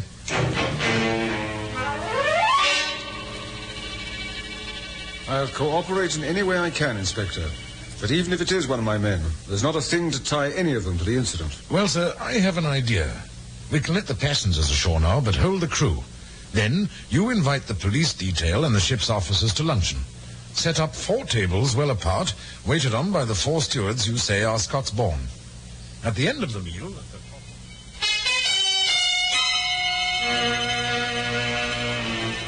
Thank you, steward. I will have some more coffee. Now, as I was saying, gentlemen, it's practically over. That one fingerprint on the glass of the porthole will hang the man. No question about it. They always forget something, make at least one silly mistake. There'll be a ship's mechanic from our harbour police aboard. All right, young fella. You can stop polishing that porthole cover now. What's the meaning of this? I'm doing my job. There's no fingerprint on the glass. You fell for the inspector's plan. I'll have to take you in charge. Willful murder on suspicion. And I must warn you, anything you say may be taken down in writing.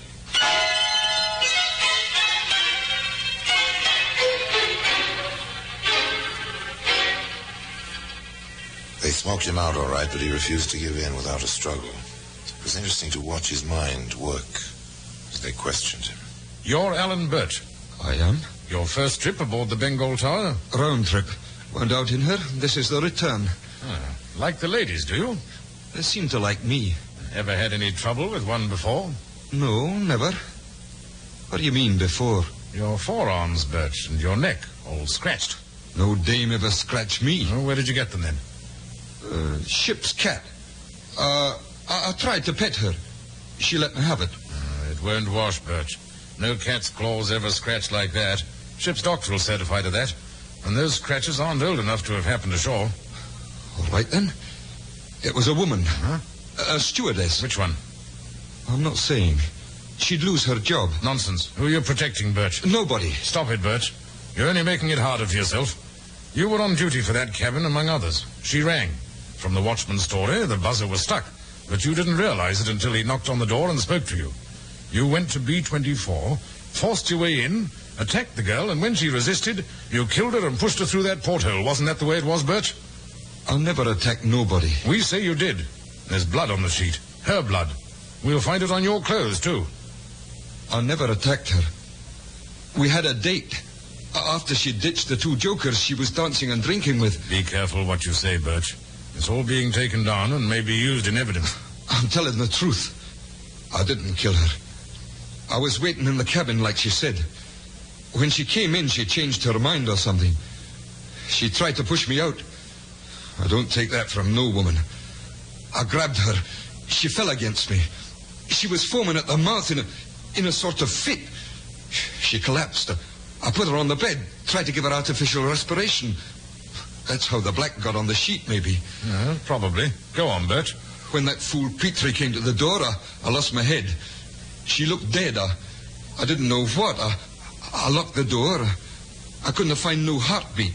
Nothing. I figured Petrie would report to the bridge. I picked her up and pushed her out of the porthole. Why did you decide to tell this tale, Birch? Because you'd pin it on me anyway. I know coppers. So better than have yous cook it up, you got it my way. I didn't kill nobody here. I didn't kill nobody. Stanley Birch had told his story. Not a very good story.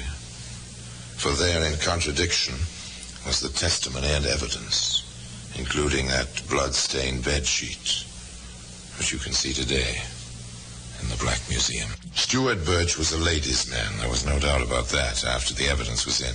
The jury had little doubt either. They convicted Mr. Birch of first-degree murder, despite his protestations, and despite the fact that for the first time in 200 years, a jury had been given a homicide case without a corpus delicti.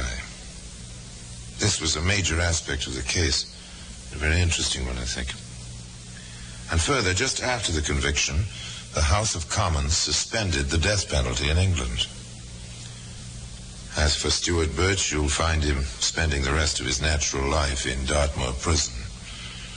And as for the spotted bedsheet, it remains in its customary place, in Scotland Yard, in the Black Museum. And now, until we meet next time, the same place, I tell you another story about the Black Museum. I remain, as always, obediently yours.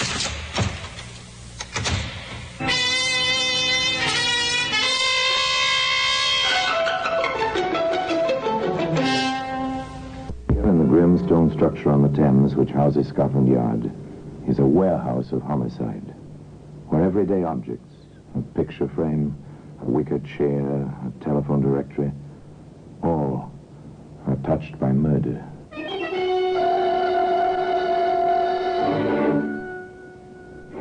A straight razor. It's a familiar object, a straight razor. Perhaps your father used one like this. Mine did. Straight, keen-edged bit of steel, beautifully sharpened and stropped to remove a man's whiskers, or perhaps... A most efficient bit of Sheffield, isn't it, Sergeant? Yes, Inspector. For its original purpose as well as the other.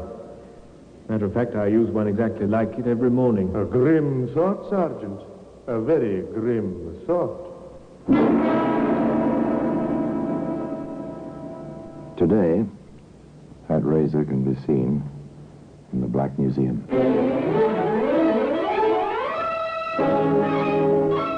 In the annals of the Criminal Investigation Department of the London Police, we bring you the dramatic stories of the crimes recorded by the objects in Scotland Yard's Gallery of Death, the Black Museum. In just a moment, you will hear The Black Museum, starring Orson Welles.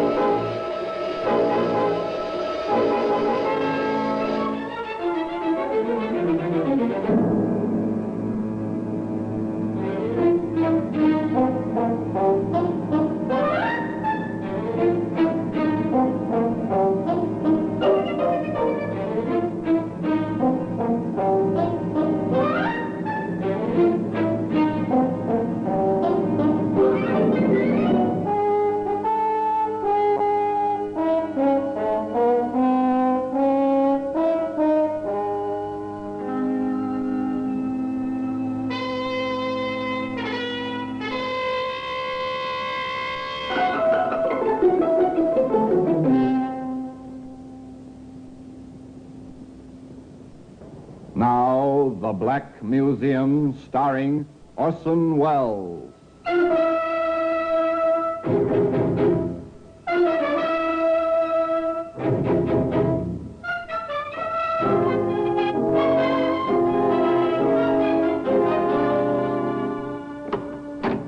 here we are in the Black Museum. Scotland Yard's mausoleum of murder. Yes, here lies death. Row on row of death marked with names of killer and killed, of murderers caught and of the murdered whose murderers were never found. It's a fascinating room. And here's a steel filing cabinet. Prosaic, and yet observe the sharp corner of this drawer. See? It's a stain. Small bits of hair. A woman fell against that drawer and struck her head. She died. A woman fell, or was she pushed? A book of jokes. Yes, funny stories. Ridiculous that this should be here. Well, perhaps not. A dying man turned down a page on which was printed an old joke about a wife. Ah, here we are. The razor. It's one of a set of 7. They used to come in wooden cases. You remember the 7 straight keen blades marked, one for each day of the week? And this one, well, it was used by a good-looking fellow of about 40 who had a way with the ladies. And no matter where, at home, in a parlor, or even in a hansom cab. Mabel, you are the sweetest little thing. Oh, I don't think it's proper you should talk to me like this, Mr. Wilson. After all, you are my employer. Mabel, darling, my name is Larry. And what if you are my barmaid in my establishment? If you'll only say yes, you shall be my wife. Mr. Wilson. Oh, Larry. Oh, but you can't mean that.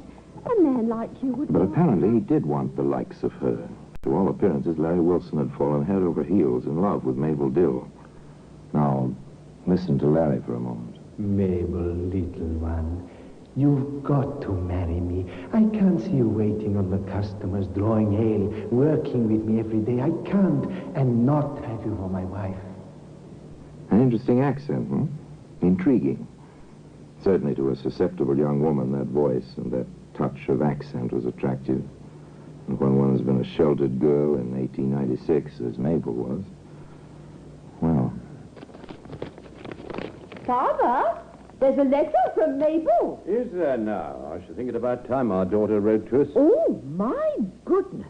Something wrong? Oh, yes and no. Ridiculous. How can a thing be wrong, yes and no? Mabel's wanting to be married. And to her employer. What? Well, there it is in the letter. And a note from him, too, telling her how much he loves her. All very well if he means it. How do we know? Oh, perhaps it would be best if we went to find out. Excellent, Mother. Write to Mabel at once. Tell her she's to do nothing, absolutely nothing, until she's had the chance to talk with us. Simple people, the Dills, and eager to protect their daughter's future. So off they went, bag and baggage, to the Statue Tavern. A pub, in fact, owned by Larry Wilson, where Mabel was tending bar.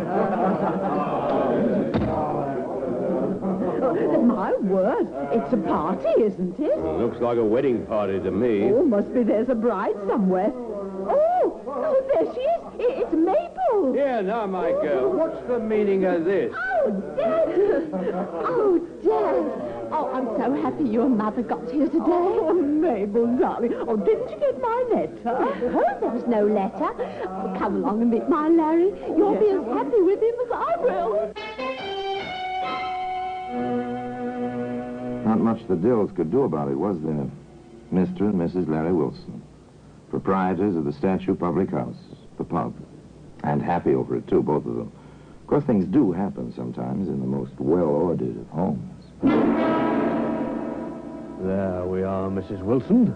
I'm sure you'll be all right. Oh, Doctor, I'm so sick. I can't keep anything in my stomach. Oh, Doctor. She is so ill, Dr. Grant. What is it, do you think? Probably something she ate. This tonic will fix her up. The Welsh rabbit, that's what it was. Tasted a bit funny to me. I didn't finish it, remember, Mabel? Oh, I like rabbits so. Serves me right, I suppose, for being so greedy. Well, you've learned your lesson, little lady. From now on, more care. Fill the prescription, Wilson, and I'll look in on it again this evening. Right. Mind now, less indulgence. Strict diet. An upset stomach, that was all. Nothing serious. Except Mabel just didn't seem to get better. Mother Dill came to visit and decided to stay. I'm staying on, Larry. You've got your pub to tend to. I'll tend to Mabel. Mother Dill, there's nothing to be alarmed about. I'm staying, and I'm asking Dr. Marshall to look at Mabel. Who's he? My family doctor. Known Mabel for 10 years. Are you suggesting, Mother, that I'm not providing properly for my wife or giving her the best of care? I'm not suggesting anything, Larry, except that you have to worry about so many things, and I have nothing to do but take care of my daughter. I cannot allow it. A man's first duty is to his wife. More, I'm properly qualified. I can take care of her far better than... Larry, I will not be put off. As for your qualifications, well, really, a barber is no doctor, even though some people permit barbers to bleed them. Are you trying to insult me and drive me away from my wife? The truth can be insulting, I suppose. However, from what Mr. Dill and I know, your care of your first 2 wives didn't work out so well. What with both of them dead and buried these 3 years.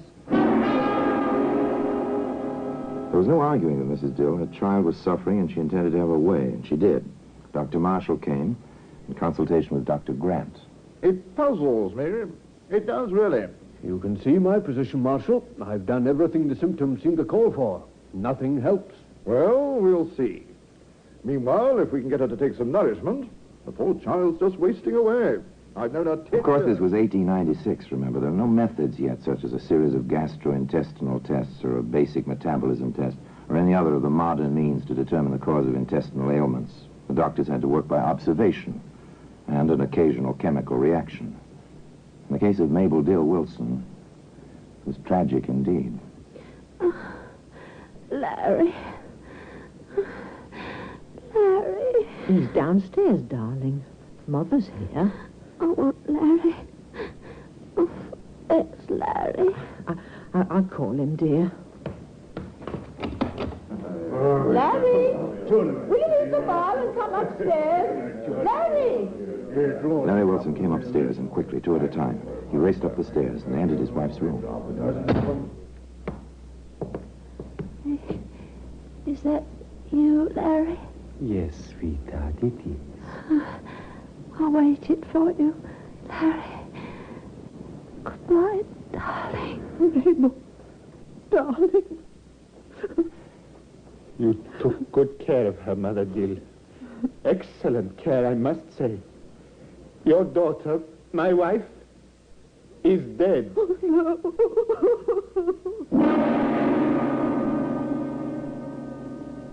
The child bride was dead, no doubt about it. The mother's tears were matched only by the husband's angry sorrow. He faced the 2 doctors. What did she die of, gentlemen? What? My diagnosis is exhaustion following inflammation of the intestines. I do not know, as yet. You do not know. You do not know. Are you a doctor or aren't you? I take offense at your tone, Mr. Wilson. For your information, I have refused to approve the death certificate. What? Dr. Grant wishes to certify cause of death.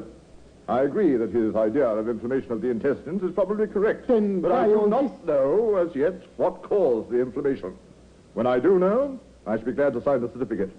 Whatever caused the inflammation caused the death. How do you expect to determine this? By a post-mortem, Mr. Wilson. I shall do it myself, with Dr. Grant as a witness. I shall not permit... But you will permit it, Mr. Wilson, because if you don't, I shall have to report the whole matter to the police and the coroner. The stage is set. The actors are in their place and the drama has begun, and yet there's something missing. An item of evidence, which was to provide the whole affair with by far its most horrifying aspect. It was a case of razors. Razors, which can be seen today in the Black Museum. In just a moment, we will continue with The Black Museum, starring Orson Welles.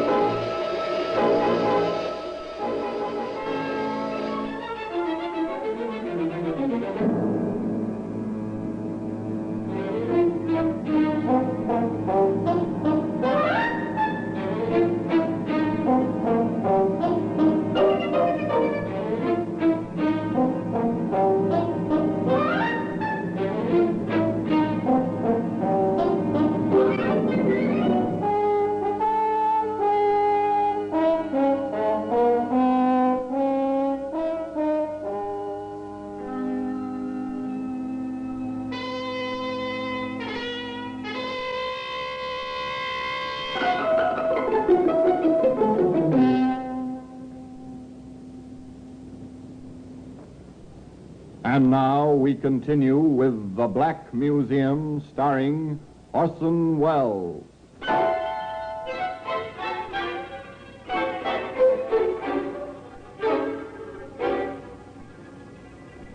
The two doctors and the mortician took what remained of poor little Mabel to Dr. Marshall's surgery. There they did what was considered necessary and made their analysis. Shortly after, Dr. Marshall wrote out his report.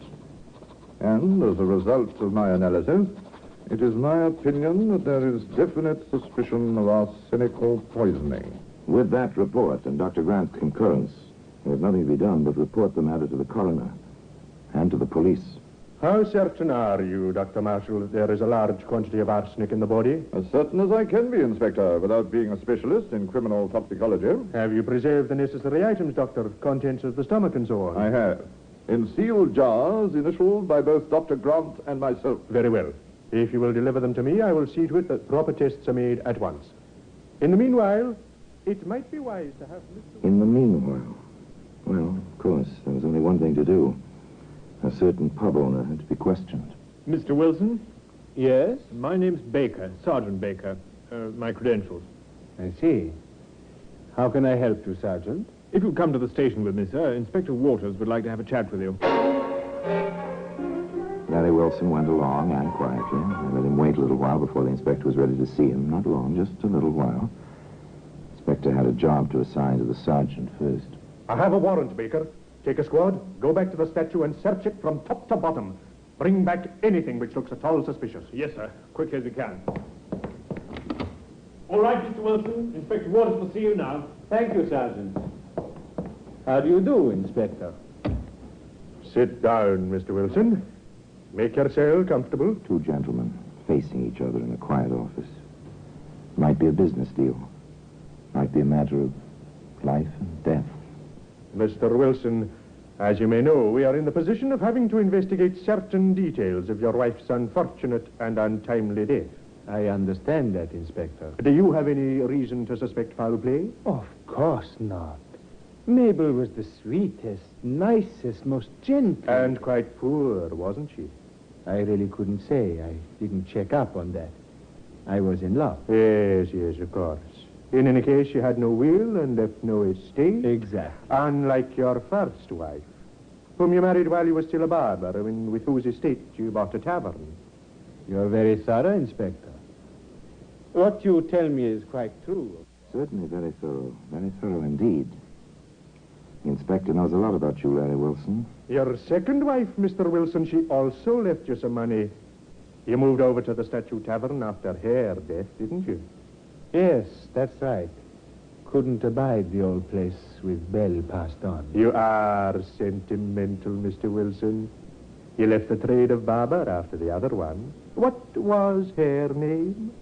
Daisy was her name. Yes, I did leave the trade. May I ask when you came to this country, Mr. Wilson? In 1888. Why? Oh, routine check. We found a record of your passport in 1890 for a trip to America. You came back within a year and, of course, it had been noted that you were not born in the British Isles. That's right. And then your name is not Wilson, is it? I wasn't born Wilson. My father's name in the old country was Wilmets. I anglicized it. An interesting idea, Mr. Wilson. You said... There was more, much more. 2 hours of it. When they were about finished, the inspector had a detailed life history of Mr. Larry Wilson. Of course, there were a few open areas. 1889? Do you know, Inspector, I have practically no memory of that year. I was learning my trade then, I guess. No time for the kind of events which make memories. And then there was 1891. I had to re-establish myself after I came back from the States. Took some time. It was in 92 I married Daisy. And stayed married to her until she died in 94. And then married Belle, who passed along in 95. And now it's 96. And... Well, we found one thing. Oh, excuse me. I didn't know you were still here, Mr. Wilson. That's perfectly all right, Sergeant. I was just about to go. What have you there, Sergeant? A case of razors, sir. What? But those are mine. Yes, they are. I dare say the sergeant found them in your bathroom. He's been busy with a search warrant, you see.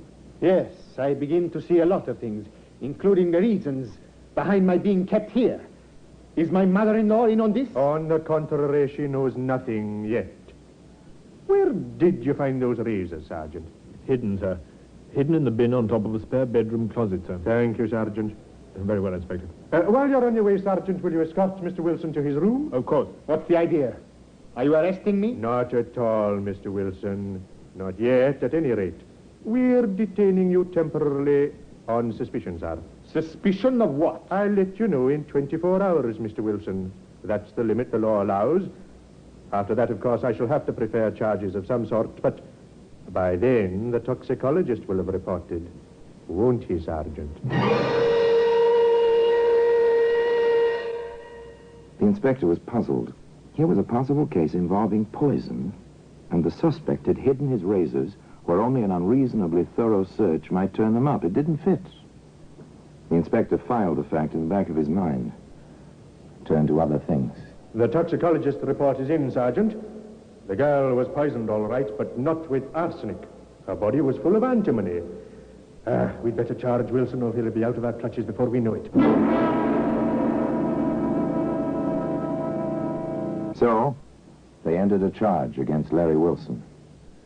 Larry Wilson, you are under arrest on a charge of willful murder. I must warn you, anything you say may... And then they proceeded to do a little more digging, both figuratively and literally. I want an exhumation order, Sergeant, for the bodies of the first and second Mrs. Wilsons. Of course they found it there, too. The laboratory reports, sir. Both the women were poisoned with antimony.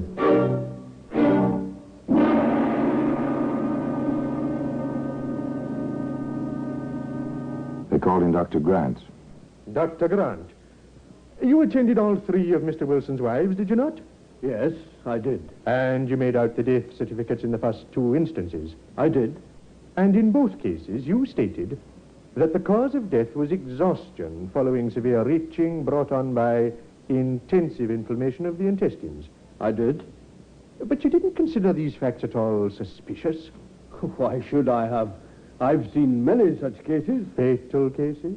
No, not fatal. However, with the symptoms in all the cases so remarkably alike, they were alike, weren't they? Definitely. Oh, most definitely.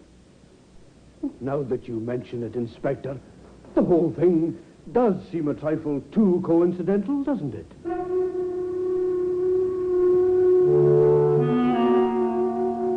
Now it was a matter of routine. 3 women dead of the same poison. 3 women all married to the same man, all treated by the same elderly doctor. There didn't seem to be much more necessary to be done except to trace the poison to the thrice bereaved husband. The police canvassed all the drugstores, the chemist shops in the neighborhood where Larry Wilson had owned his barber shop and his taverns.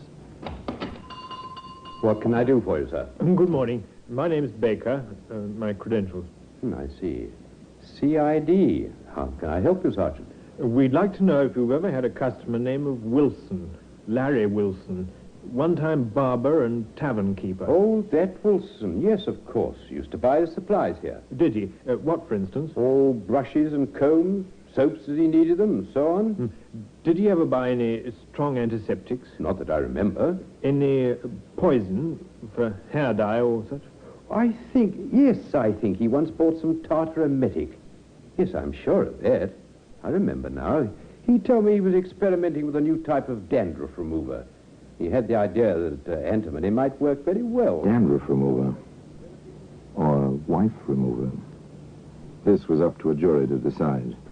There was small doubt what a jury would decide when the chemist showed Sergeant Baker the poison book. I'm certain. Yes, here it is.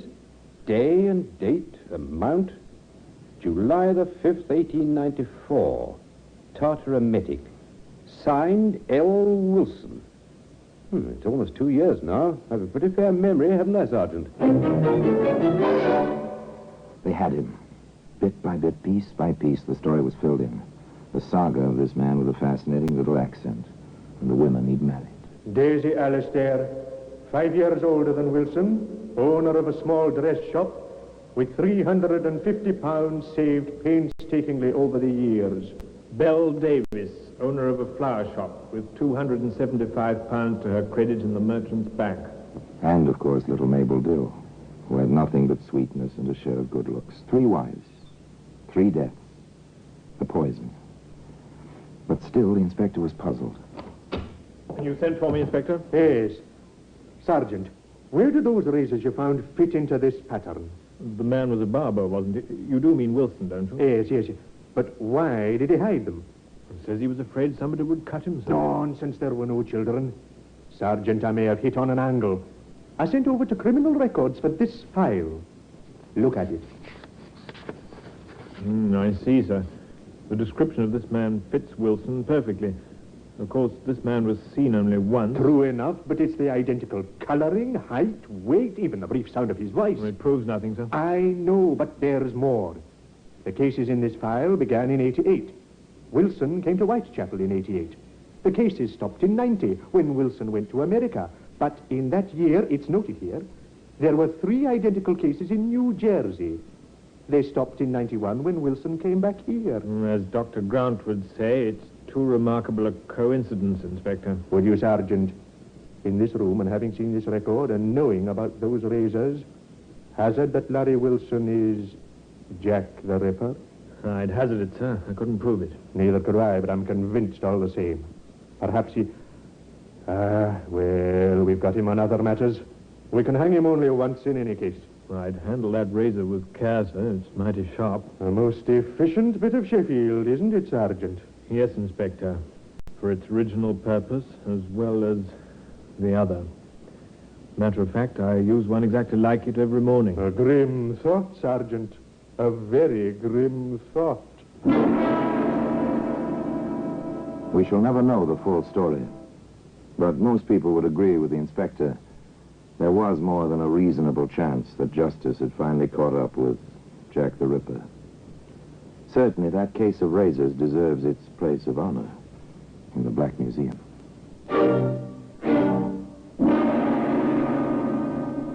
Orson Welles will be back with you in just a moment.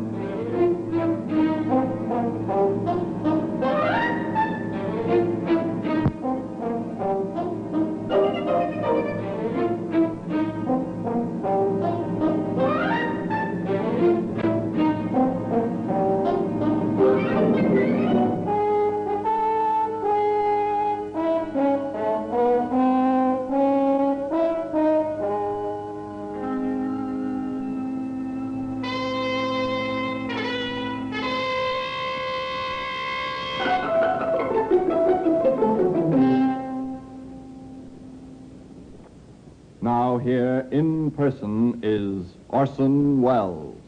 They were sure that they never proved it. Larry Wilson was hanged for the death of poor little Mabel Dill, legally and technically, and for the deaths of his other 2 wives as well. There's no question. The jury deliberated exactly 10 minutes. But the additional fact remains that never again from the date of Wilson's arrest was there a murder in the technique of Jack the Ripper. Not in London, not in America.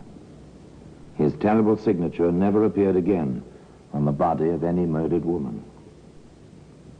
The case of razors remains in its customary place in Scotland Yard. And now, until we meet next time, till we meet in the same place, and I tell you another story about the Black Museum, I remain, as always, obediently yours.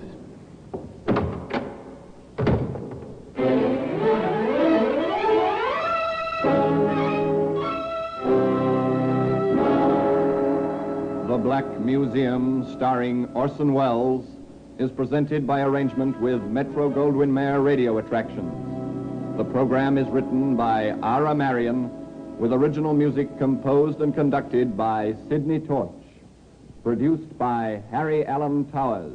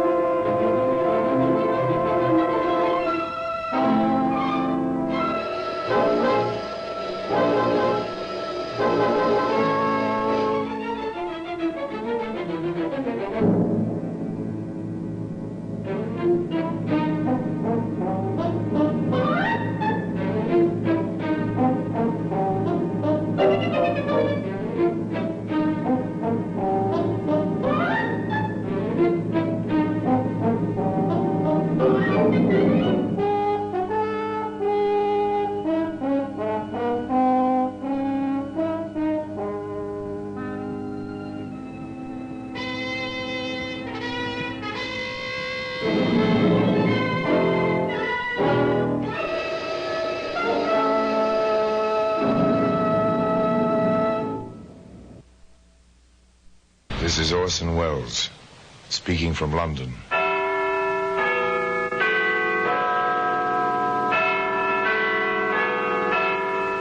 The Black Museum. Here, in the grim stone structure on the Thames which houses Scotland Yard, is a warehouse of homicide. A warehouse where everyday objects, a piece of wash line, a medicine bottle, an electric light bulb, all are touched by murder.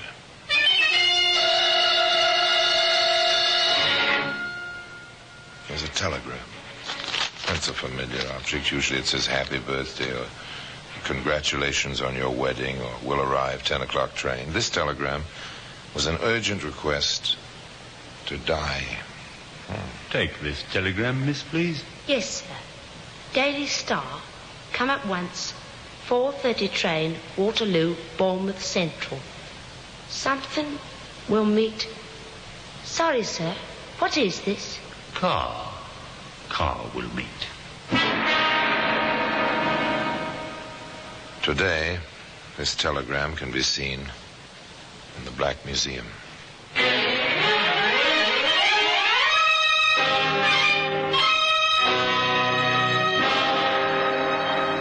From the annals of the Criminal Investigation Department of the London Police, we bring you the dramatic stories of the crimes recorded by the objects in Scotland Yard's Gallery of Death, the Black Museum.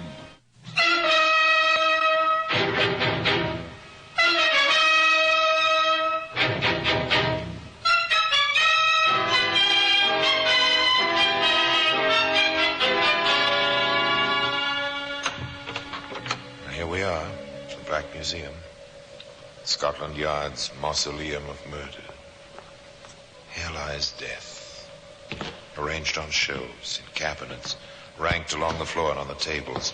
Death in many disguises. This oil lamp. This one was found in time. There were others before it in other places, part of a baited trap. A house cat leaped, knocking over the lamp. Flames flared. Arson. When somebody dies in such a fire, arson becomes the murderer.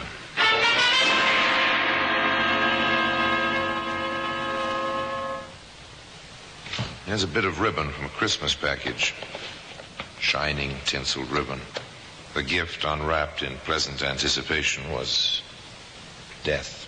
A telegram. There we are. It's a slip of yellow paper with familiar type pasted in stripes across its face. Urgent, a summons. One day, this wire rested in a closed handbag on a woman's lap. She was riding on a train in response to the wire.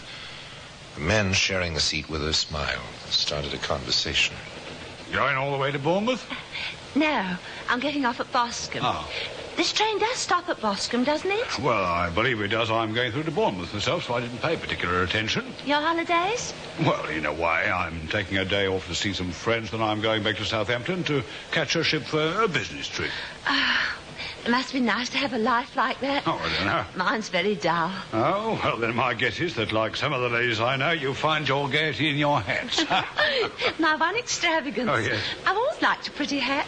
Just chit-chat on a train speeding southward from London. The gentleman contributed no information about his business. The lady didn't give her name. She did, however, volunteer. I'm going down to Boscombe to cook for some people. That's what I do, cook.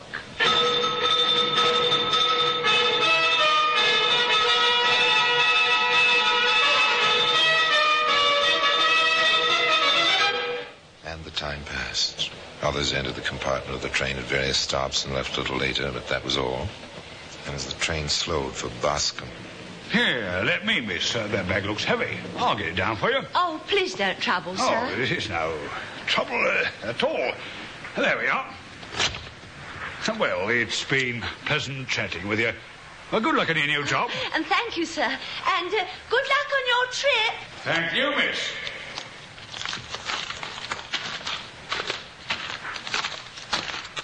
Beg pardon, miss. Are you the new cook for the Eagans at Woodmere House? Yes, I am. Ah, then this way, please. Mrs. Egan told me to watch for you. I'm their chauffeur. I have the car. It's a fair way out, you see. Oh, yes, the telegram said the car would meet me. Is it nice working for the Eagans? She put her luggage in the back of the big limousine, stepped into the front seat next to the chauffeur.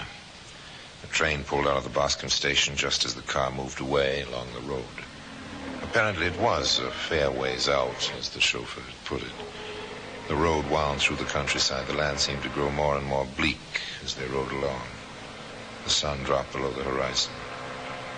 The young woman began to feel a little edgy. Is it much further? Seems to be getting dark. It not only seems to be getting dark, my girl, it is getting dark. You never told me if it's nice working out here. You won't have any trouble if you're nice, that is. If I'm nice? Got the master's and mistress's ears. What I say usually goes. Anyone who's not nice to me goes. I don't understand. You've worked before, haven't you? Well, yes, of course. I have the very best of references. In most places, it's the butler, isn't it? Out here, it's me. I don't understand. Why have you left the road? Because, my girl, I took you out this way for reasons of my own. No, I came out here for a job as cook. Forget that. Come here. No, let go of me. Oh, no, you can't. It can't happen to me. Not to me. It's someone else. It's no one else. It's you, understand? Now be good. Be quiet.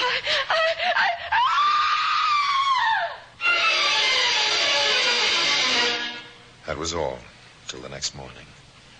A farmer cutting across the empty fields found that they were not quite as empty as he'd supposed. Here, what's this? You sleeping, miss? She's dead. Or this be for the police.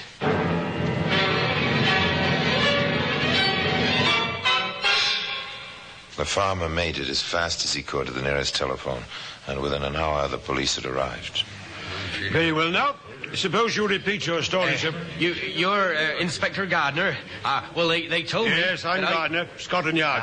Go ahead. Well, I was cutting across the field to save a few steps, like, and I come on her, lying like that. I went for help. That's all, sir. You didn't touch anything? You didn't mess up the ground? Oh, no, sir, nothing like that. All right. Give the constable your name and address. Yes. We'll call you if we need you. Yes, sir. Thank you, sir.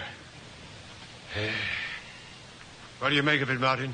One of those things, Inspector. Murder by person unknown. After a bit of a struggle, it looks like. Yes, ground's pretty well trampled. Any idea of the time of death? Medical examiner can't say yet, sir. My guess is sometime after 7 o'clock last night. The rain stopped around 6:30. She's not even damp, sir. Very good. I judge from the tire tracks we'll get the make of tires and the size of the car easily enough. Yes, sir. You have her handbag? Yes, right here, sir. Yes. Well, she had an identity card. Ida Matthews, Streatham, London. We can check that quickly enough. Hello? It's a telegram. Daily Star. Come at once. 4:30 train, Waterloo, Bournemouth Central. Car will meet you. Expenses paid. Egan, Woodmere House, Boscombe. Yes, I've seen this sort of thing before. What are the odds, Martin? There is no Woodmere House nor any Egan hereabouts.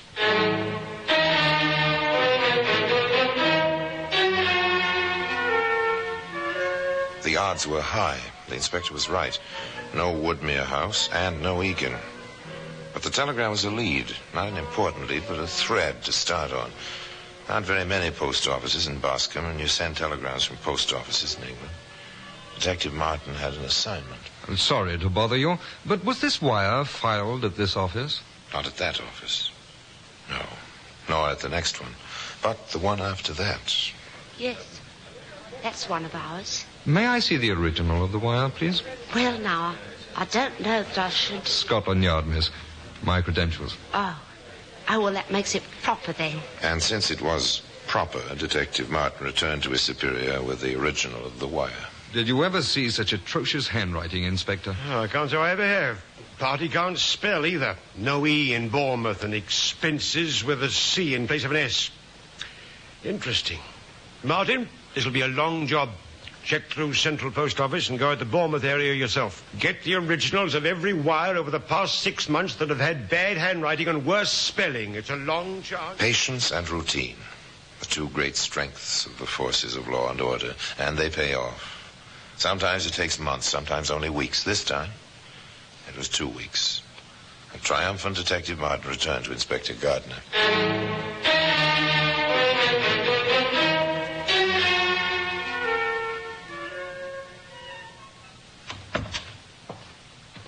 We've got 2 more wires, sir. Good work, Martin. Here, sir. Notice this first one. To the Dandre woman. No E in Bournemouth. C in expense, and a new error. 2 F's in if. This one to the domestic agency. Someone wanted a young, pleasant nurse. Without an A in pleasant. And again, the E is missing in Bournemouth. The writing's identical, no question about it. Put some calls through, Martin. I wonder if the Dandre woman or the young, pleasant nurse ever came down this way. That check was an easy one, no trouble at all. The Dandre woman came down, no car, she went back. A lucky lady, that one, apparently. The employment agency was a bit more careful. The agency wrote to the return address for more information. Name and address were fictitious, of course. Of course. All right, Martin. Back to the Boscombe post office. Jog a few memories, will you?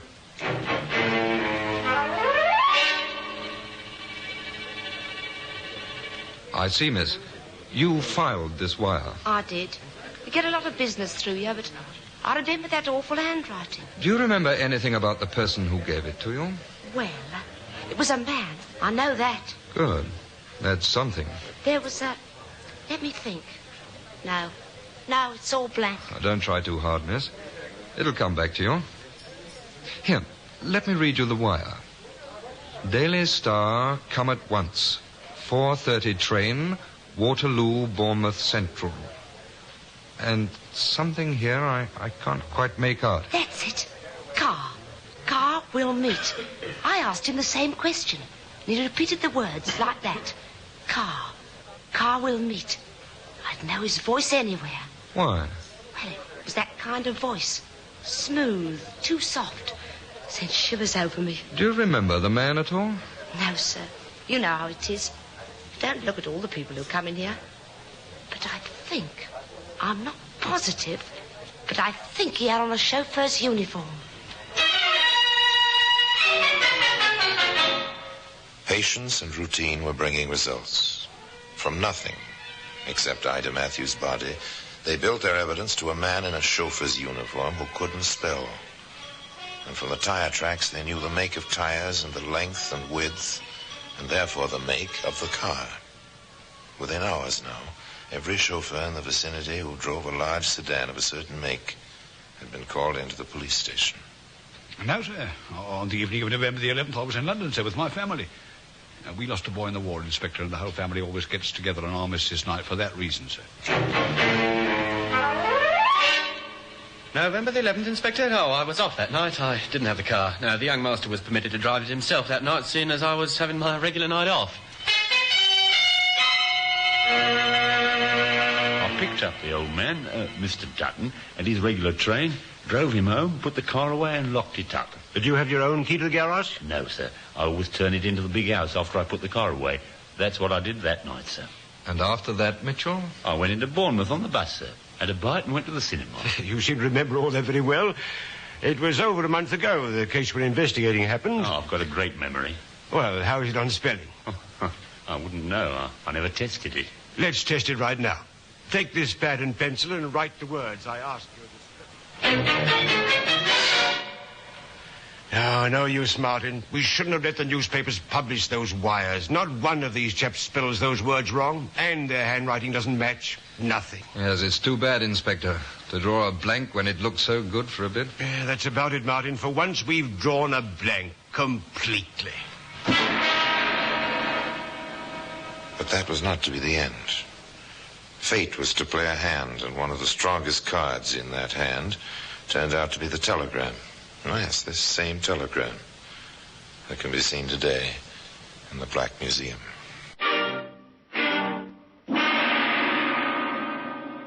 Orson Welles will be back with you in just a moment. And now we continue with The Black Museum, starring Orson Welles.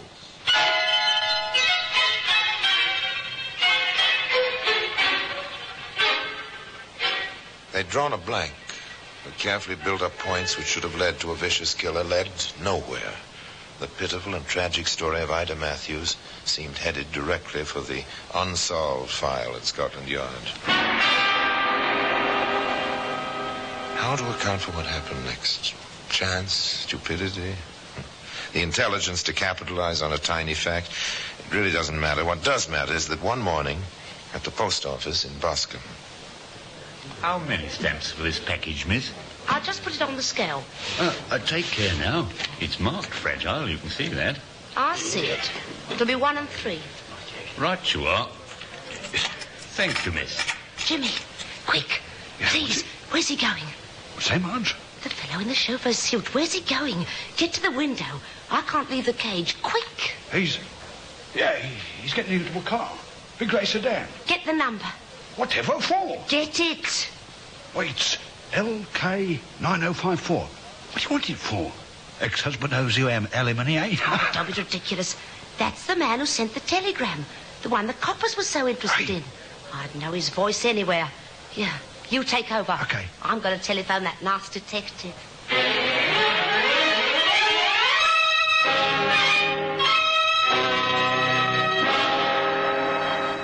A chance. A coincidence.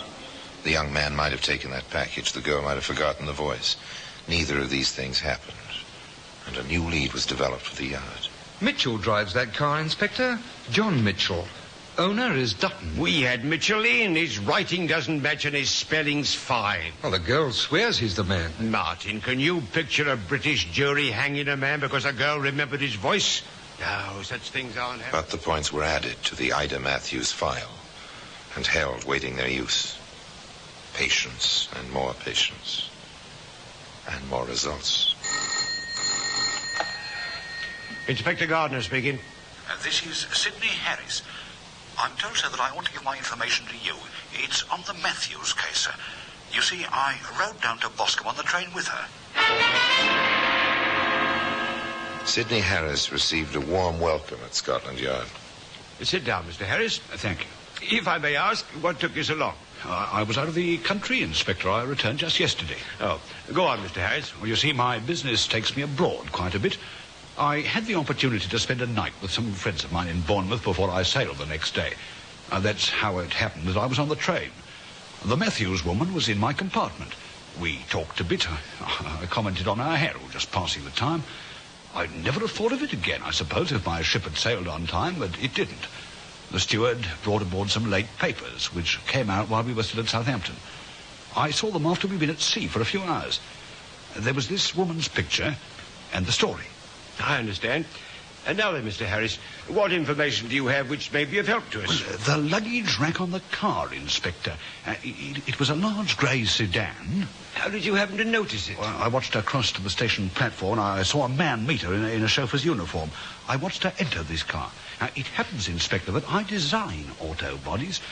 The luggage rack attracted my attention. It doesn't belong to that make of car. It's been specially fitted. You're a very observant man, Mr. Harris, for which our deepest appreciation. One point, Mr. Harris. Among these ladies' hats on the desk, which one would you say was Miss Matthews? Oh, this one, sir. That, Mr. Harris, is the hat we found beside Ida Matthews' body. At last, someone to establish that Ida Matthews had been met by a chauffeur at the Boscombe station. Which chauffeur? Yes, that's the car, the grey one. LK9054. That's the luggage wreck I was talking about. But what about the handwriting and the spelling? Ask the License Bureau for Mitchell's application for a driver's license. I want to see the handwriting on it. Within a day, the application lay on the inspector's desk, beside it were the originals of the wires with the misspelled words. Well, Martin? Not much doubt about it, is there, Inspector? The experts will testify for us, Martin, but I'm satisfied. Get your hat. We're going to pick up Mitchell.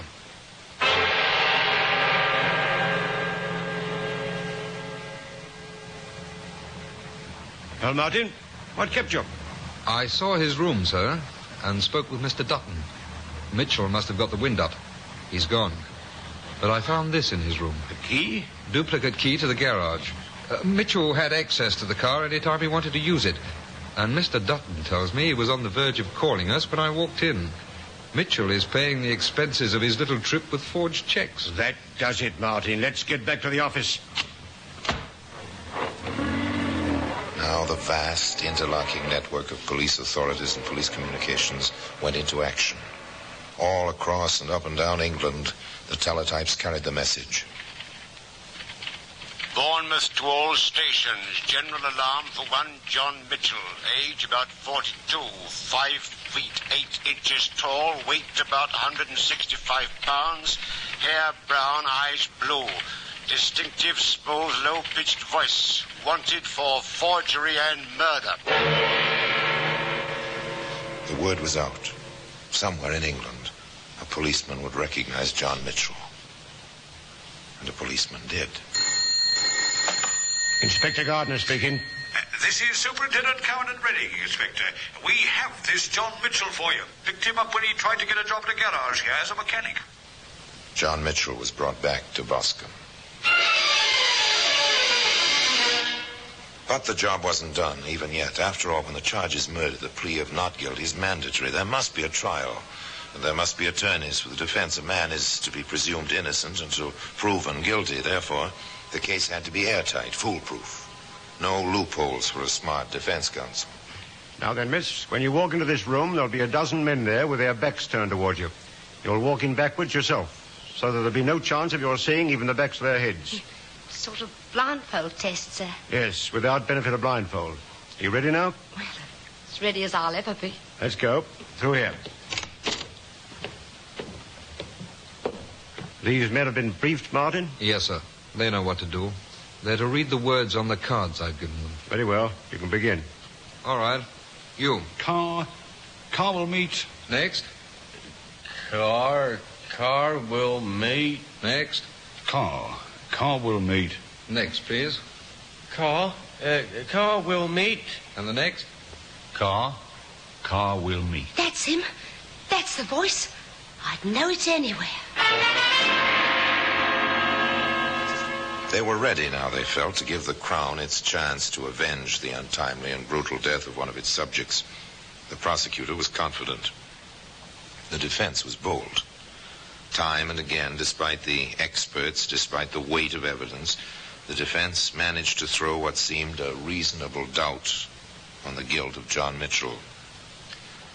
The climactic moment came when Mitchell himself was on the witness stand. The prosecutor faced the prisoner. Mr. Mitchell, we're about to go back to school. We shall have a spelling lesson. I'm ready. Ask away. Will you spell if? If. We shall be more difficult as we go along. Will you be good enough to spell expense? E-X-P-E-N-S-E. Very good, Mr. Mitchell. You've learnt your lesson well. And now then, please spell Bournemouth. B-O-U-R-N-E-M-O-U-T-H. Well, fine, just fine. And, pleasant, Mr. Mitchell. How do you spell pleasant?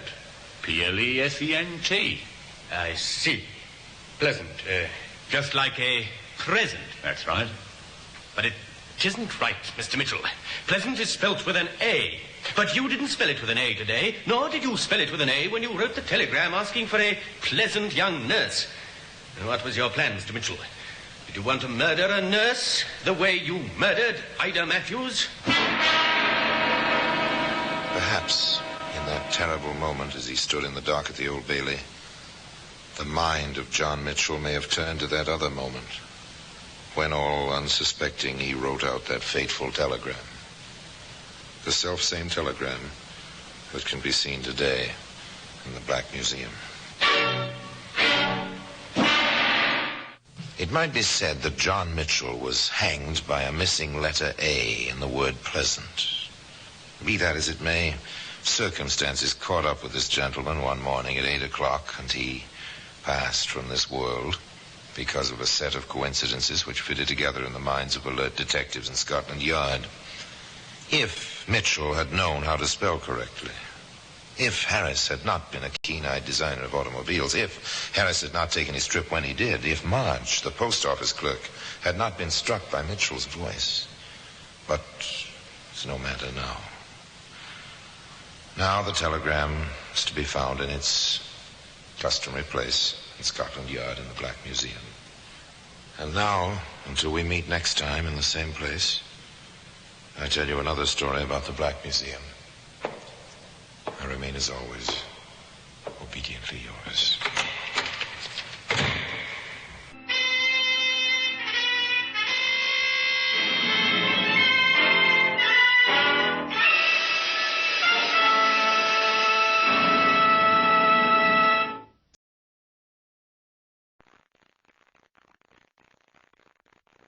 This is Orson Welles, speaking from London.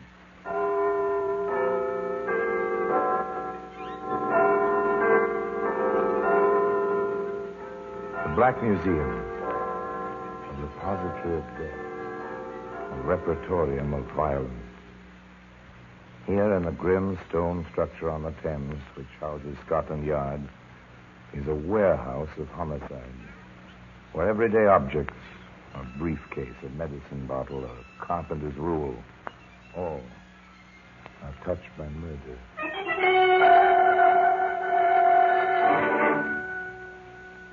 Now, this old-fashioned trunk, it's a familiar object, brass-bound, well-made in its previous generation kind of way. Perhaps you've one like it in the attic of the storeroom. Perhaps you've traveled with it at one time. Even checked it at the luggage room. Heavy, this one. A little, I suppose. There you are, sir. Your receipt. We'll watch over your trunk, sir. Nothing to worry about. Yes, I'm sure you will. Well, today, that trunk can be found in the Black Museum.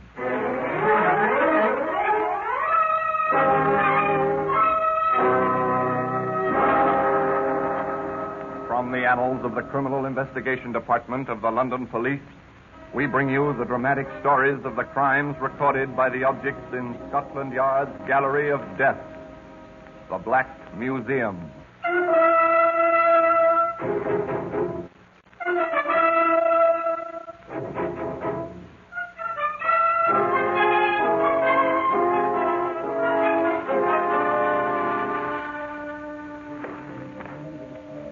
Here we are, the Black Museum. Scotland Yard's mausoleum of murder.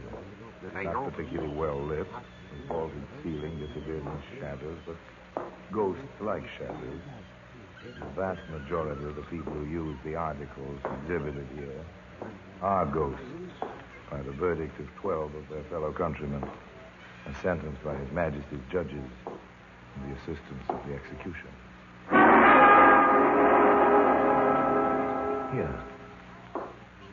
Here lies death.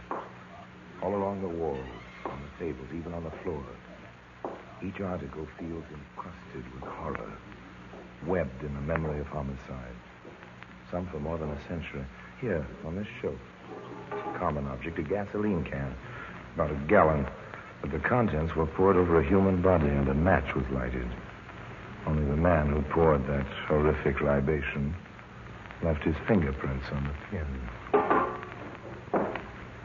Ah, there we are. There's the trunk. It's easily handled. It's empty now. But once upon a time... Oh, yes, this is the tale. For all intents and purposes, it begins in Charing Cross Station in London, with the porter who noticed someone drop a bit of paper in the hurrying crowd. Here, Davy. Fella dropped this. I tried to catch him. No luck. Too bad. He meant to throw this away, though. You'd have had nothing from him for your trouble. How do you mean he meant to throw it away? Well, crumpled into a little ball, isn't it? All crinkled like it is. Yeah, that's true enough. Here, but look at your time stamp. He checked that trunk in with you 10 minutes ago. See? Yeah, you're right about that. 10 minutes ago. If the paper had been dropped in a waste can, if the obliging porter hadn't seen it fall, if there'd been no time stamped on it. What do you do in cases like this, mate?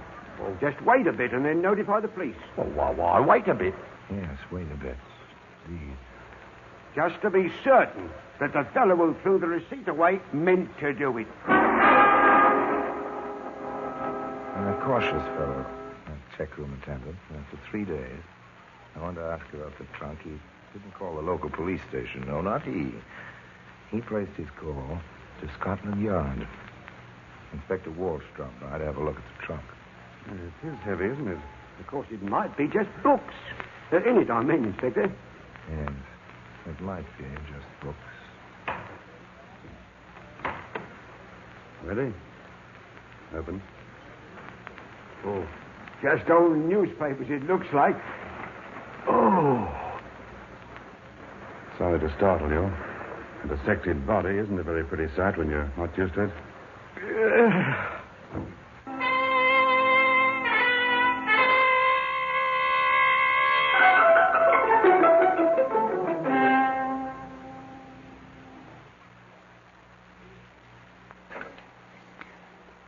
Another dramatic incident in the life of Harry Lime unfolds this Thursday evening at 9:30 on KUOW. Orson Welles stars as the adventurous rogue Harry Lime in each exciting episode of the series. For suspense and drama, join us Thursday evenings at 9:30 for The Lives of Harry Lime.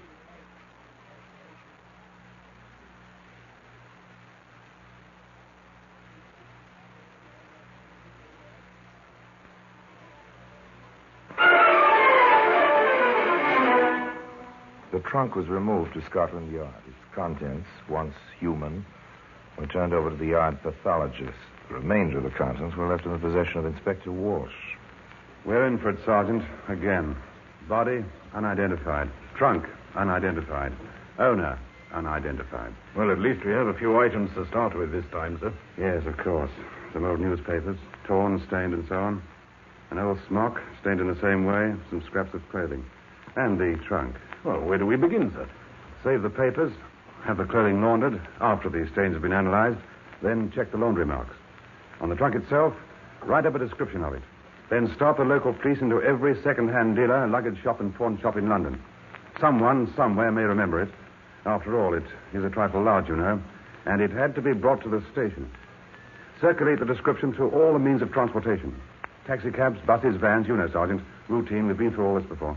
Routine. Start with a few scraps of clothing, some poor human flesh, a brass-bound trunk. Cast the nets. See what it catches. Throw out the lines, see where they lead. One line led to a second-hand dealer in Brixton. I remembered it as soon as I saw the write-up, Inspector. Picked it up in an odd lot some time ago. Good of you to come in, sir. You're certain it's the same trunk you sold? Yes, sir. Funny about that label, though. Oh? Yes, sir. That's a fresh label. The one I saw, and it was old. Dirty. Oh. F. Matson, St. Leonard's. Let's see now.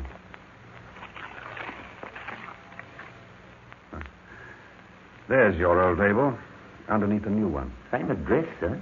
Yes, but the old one was spelled correctly. Notice? Leonard's. Leonards. The new one is Leonard's. Lenards. No O. Stands to reason the fellow who bought it didn't live in St. Leonard's.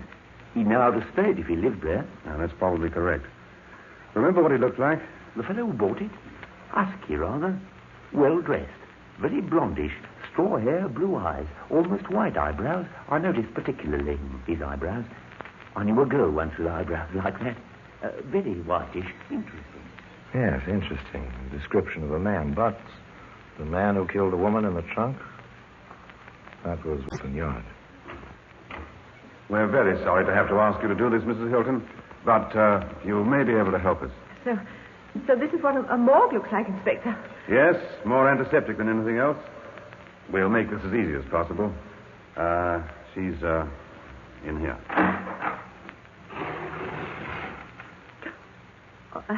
All right. Yes, I know. I knew her. All right, Sergeant.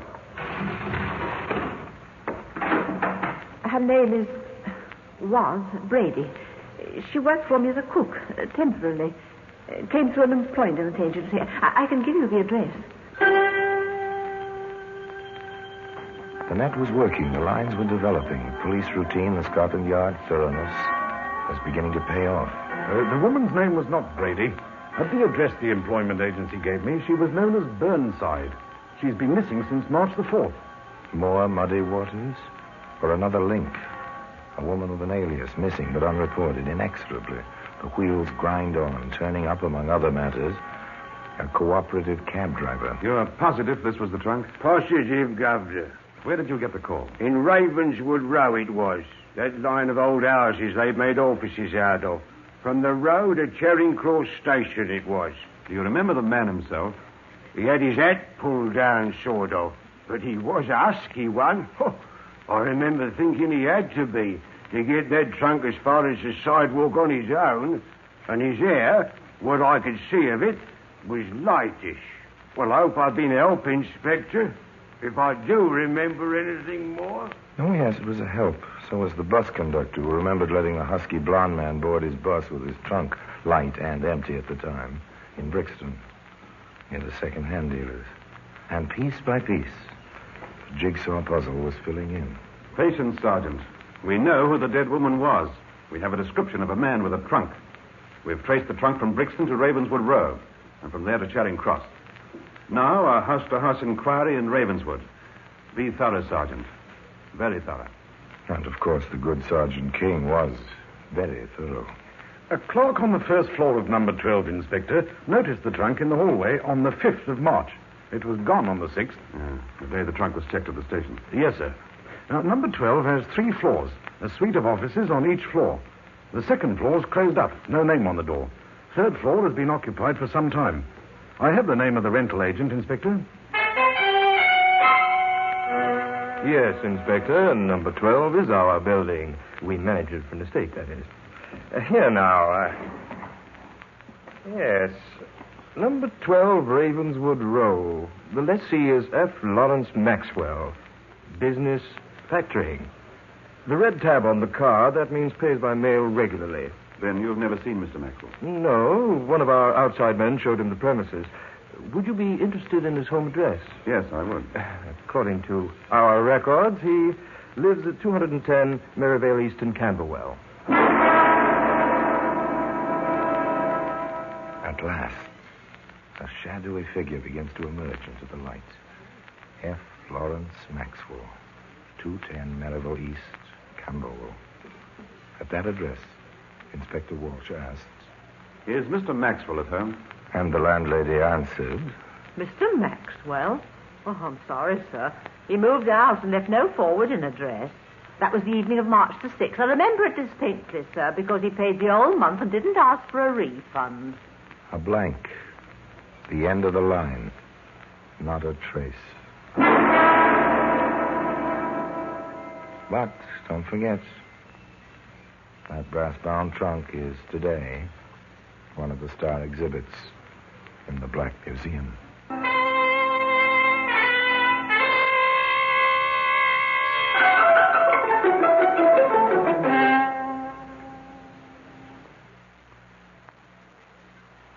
Each Sunday afternoon at 4, KUOW brings drama back to radio with Theater of the Air.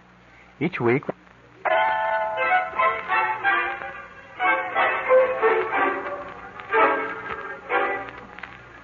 The net, so painstakingly woven, the lines so carefully cast, all led to nothing.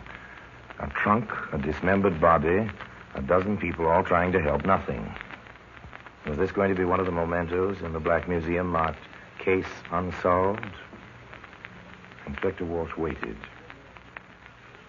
F. Lawrence Maxwell was somewhere. And living people rarely, if ever, move through life without a trace.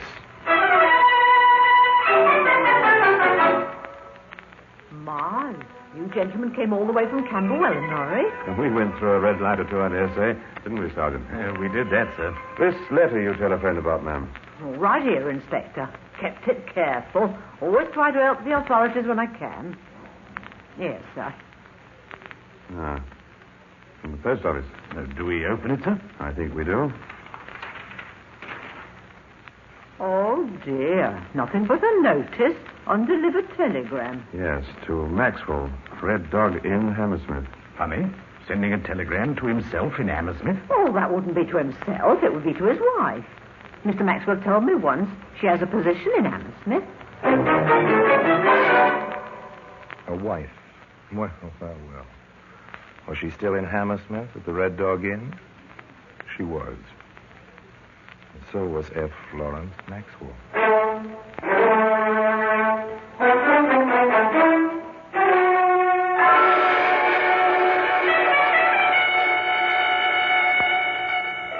I'd be glad to help in any way I can, Inspector. Any further details of your movements on March the 6th? To the best of your recollection, that is? No, I'm sorry. I may have left out a detail or two. It was a sudden decision. I mean, to give up the office. The business fell off to the point where an office was a needless expense. As I rented on a month-to-month basis, well, I just gave it up. I do remember noticing the old trunk in the hallway, though. Quite a museum piece with all the brass trimmings, as I remember it. Well, most cooperative gentlemen, most helpful, this F. Lawrence Maxwell. He even saw the trunk in the hallway. But on the inspector's next line of questioning, Mr. Maxwell was not quite so helpful. No, I'm sorry, Inspector. I've never known a woman named Burnside in my life. Nor Brady, for that matter. Any other name? Beginning with B, perhaps? Let me see. No, nary one. Well, you've been very helpful, Mr. Maxwell. Nothing like the truth to prove innocence, is there? With that in mind, I wonder if you'd stretch your cooperation a bit further. Anything I can do. We have two witnesses who saw the man with a trunk closely enough to attempt identification. Both of them described a man of your coloring. I wonder if you'd let him have a look at you. Well, I'd rather not be identified by mistake, Inspector. I understand that. Isn't it usual to have several men of similar appearance present? I mean, I've seen such things in the cinema. Of course. In view of your willingness to assist us, we'll be glad to oblige you on that score.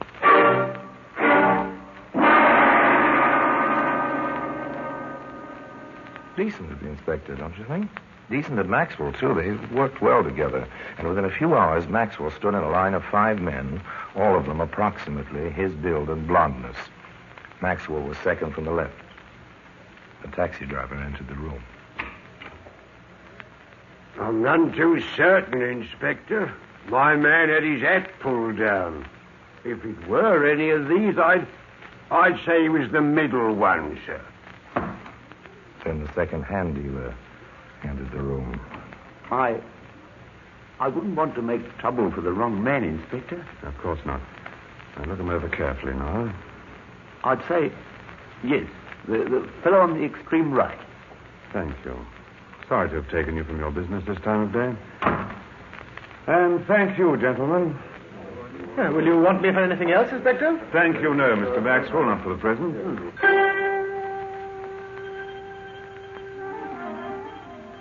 Another blank. Nothing. No one to place F. Lawrence Maxwell anywhere near that trunk, or its contents beyond the casual contact he himself admitted. Mr. Maxwell went back to Hammersmith. Inspector Walsh went back to work. Sergeant, I want that trunk cleaned out thoroughly now. Piece those torn newspapers together. Have the smock the head was wrapped in given to the laboratory for every possible test. There's got to be something somewhere. Nothing out of the ordinary in the newspapers, Inspector. But the physical test laboratory reports that under ultraviolet light, the smock shows lettering that was printed on the material but washed out with constant laundering. And that lettering, Sergeant?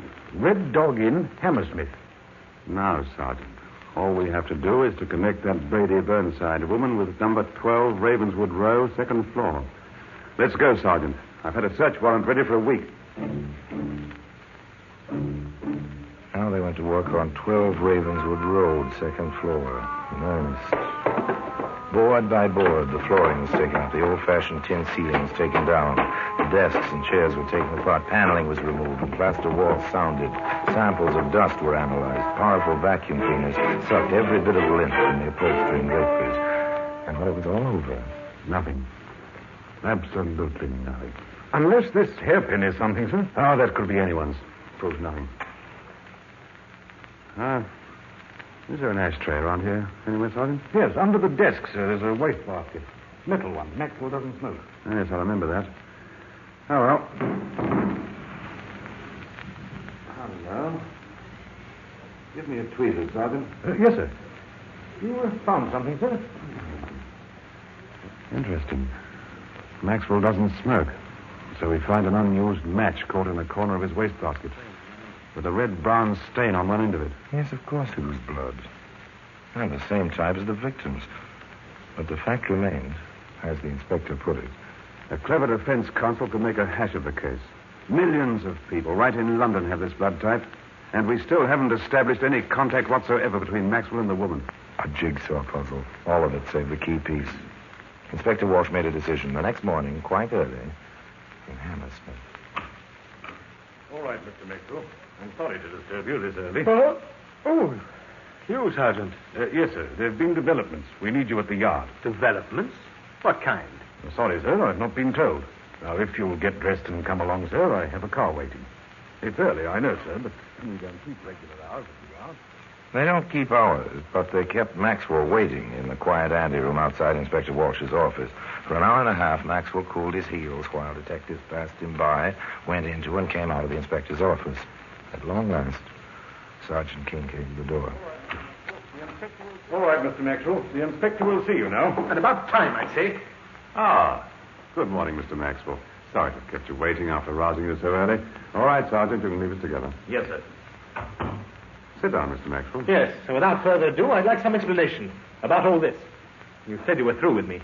We were, but there have been developments, new clues, all that sort of thing. No? We thought you'd be interested. Oh, excuse me a moment, won't you? Yes? You pushed the buzzer, Inspector. I asked the desk man to ring through. Yes, sir. I'll be right up. At once, sir. Superintendent Bivens wants you, Mr. Maxwell. I won't be long. Don't try to get out through that window. The view is good, but there's a 60-foot drop to the river. Be back in a bit. I must say, Inspector, this is all rather... Time ticked away, marked by the clock on the office wall. And F. Florence Maxwell was alone. Alone with 1,000 unanswered questions. And his own fears.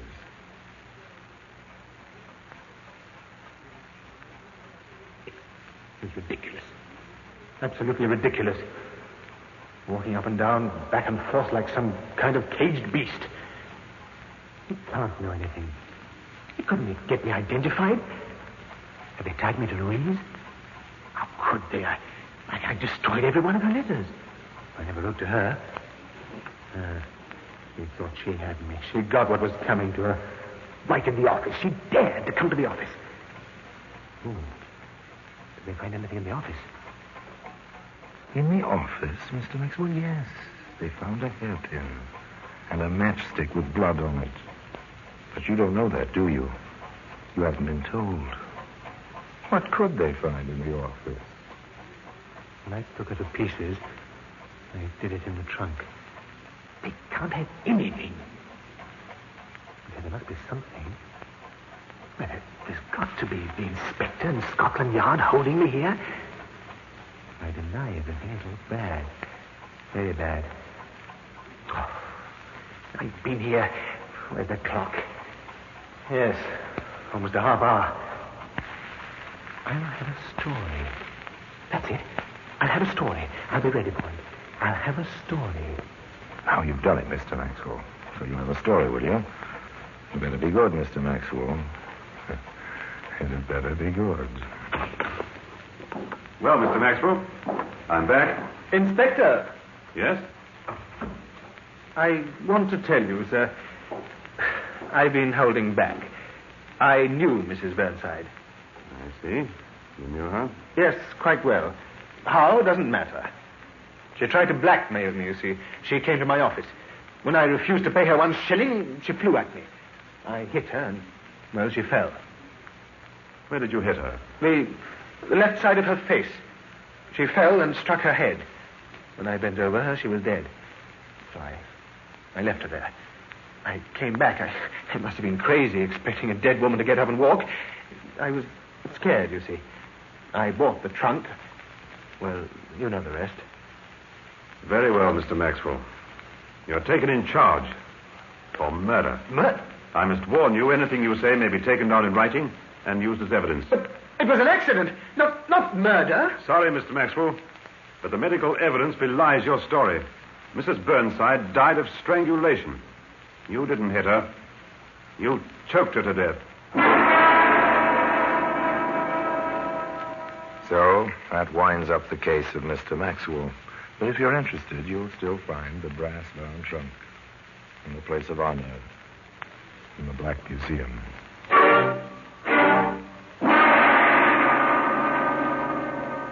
Orson Welles will be back with you in just a moment.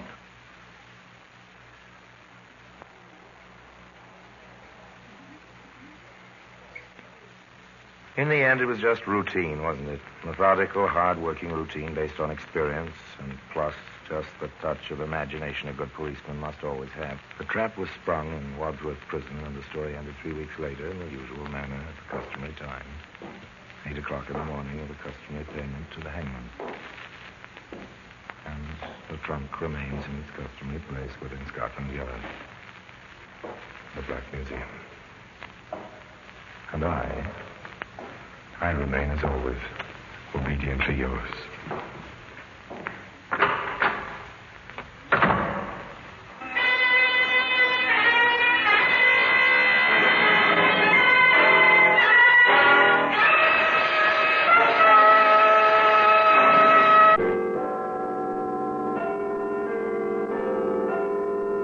From the Black Museum, a repository of death, a memorial to crime. Here in the grim stone structure on the Thames which houses Scotland Yard is a warehouse of homicide, where everyday objects, a pocketbook, a rag doll, a paperweight, all are touched by murder. Look, here under the glass case.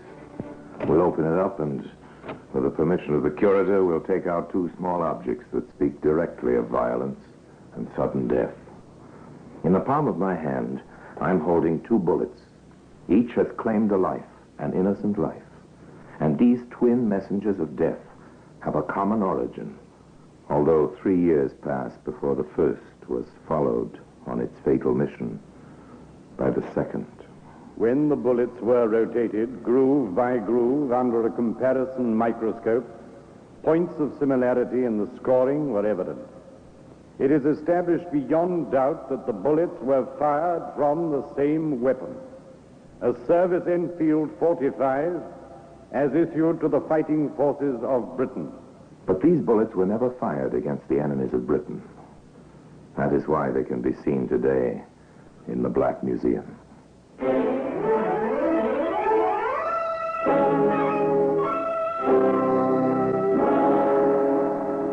From the annals of the Criminal Investigation Department of the London Police, we bring you the dramatic stories of the crimes recorded by the objects in Scotland Yard's Gallery of Death, the Black Museum.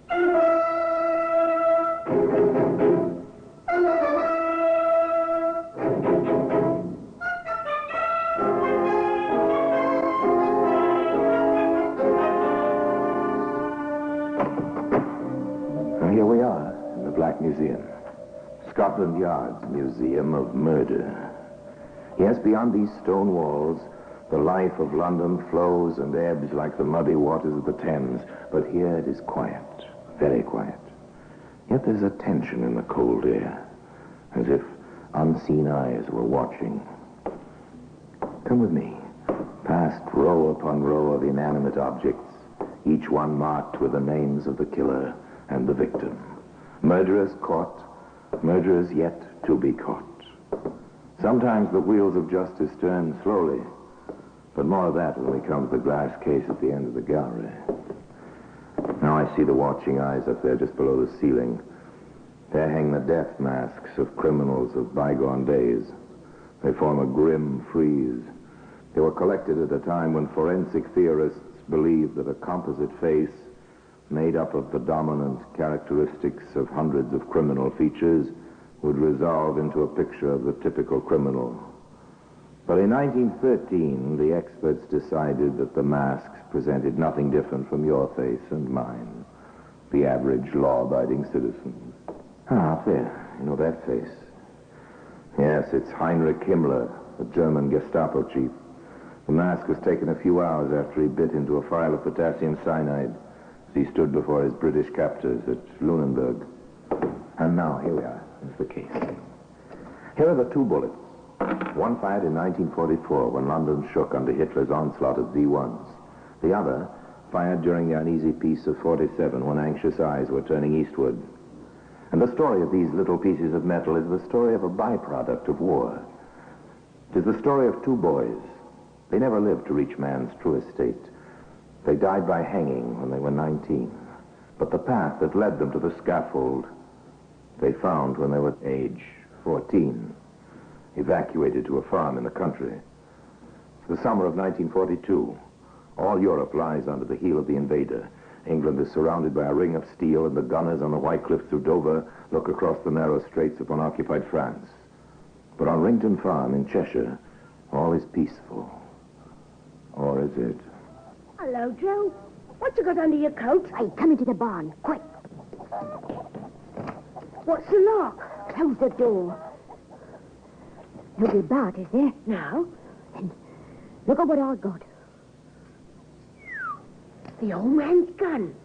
Does he know you've got it? Ah, don't be so daft. Of course he don't. He'll be mad if he finds out. He might chuck us out the house. Ah, no, he's too soft. But how does it work? It's in two pieces. Oh, haven't you ever seen a sporting gun before? No. It fits together like this. Oh, all right, isn't it? Ah, it's wonderful. Lovely 12 bore, this is. Hey, what you doing now? Ah, what's it look like I'm doing? I'm loading the perisher. You're not going to fire it, Joe? Not scared, are you? They'll hear. Ah, no, they won't. There's nobody in the house. They've gone into town for the afternoon. Hey, what's that? Only the cat. Comes in here after mice. There it is. Oh, Joe! What have you done? Hey, quick! Grab that spade. We'll bury it outside. It's dead. Of course it is. Don't stand there with your eyes hanging out. Fetch that spade. If we move quick, they'll never know. So Joseph Bell and Nicholas Green follow the path they have chosen of their own free will.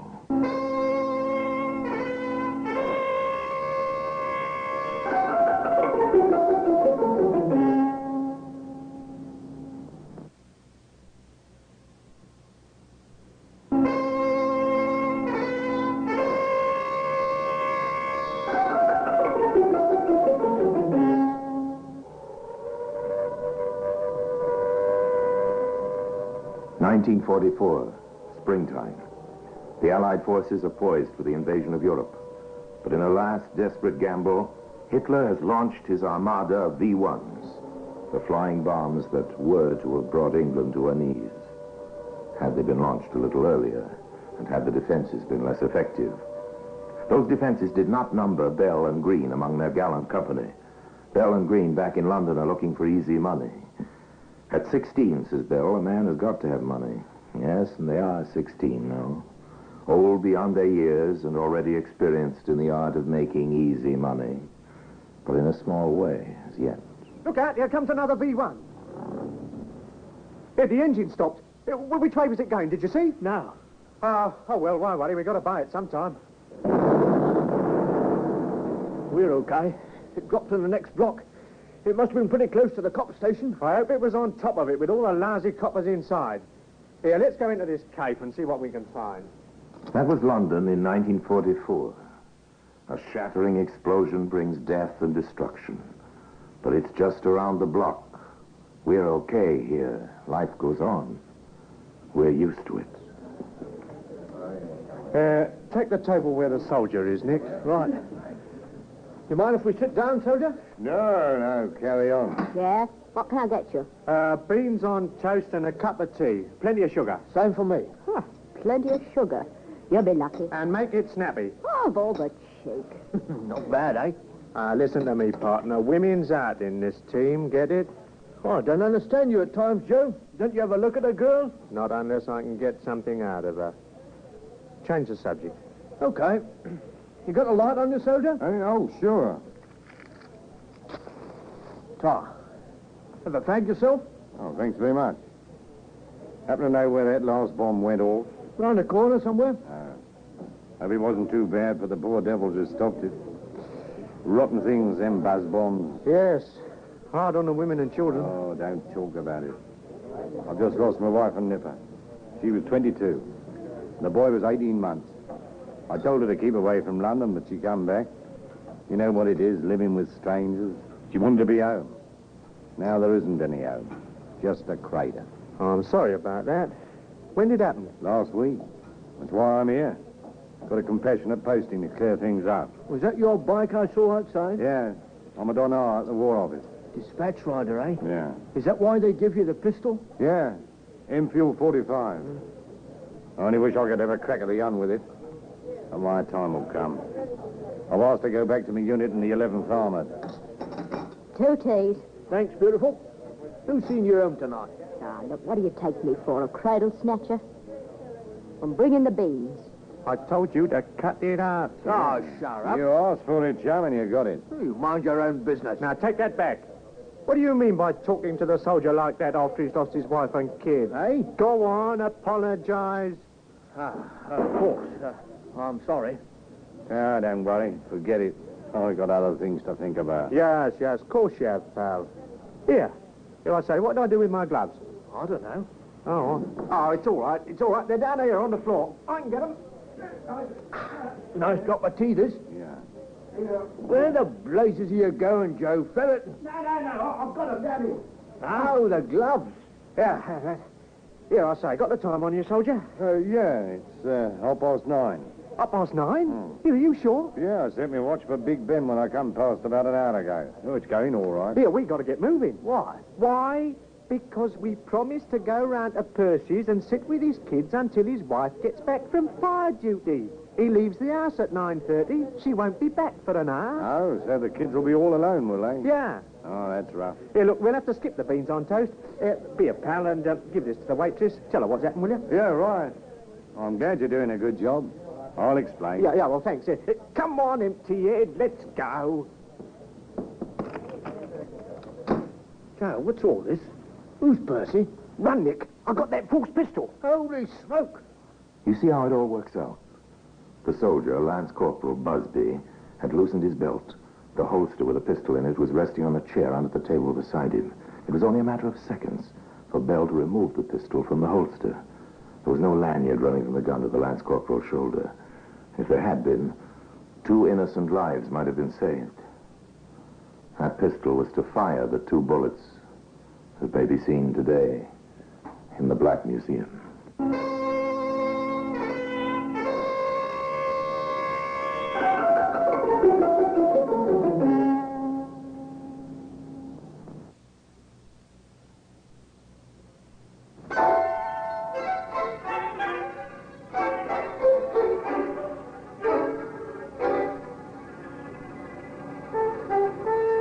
Joseph Bell and Nicholas Green, armed, frightened that the soldier would discover the loss of the pistol quickly and raise the alarm.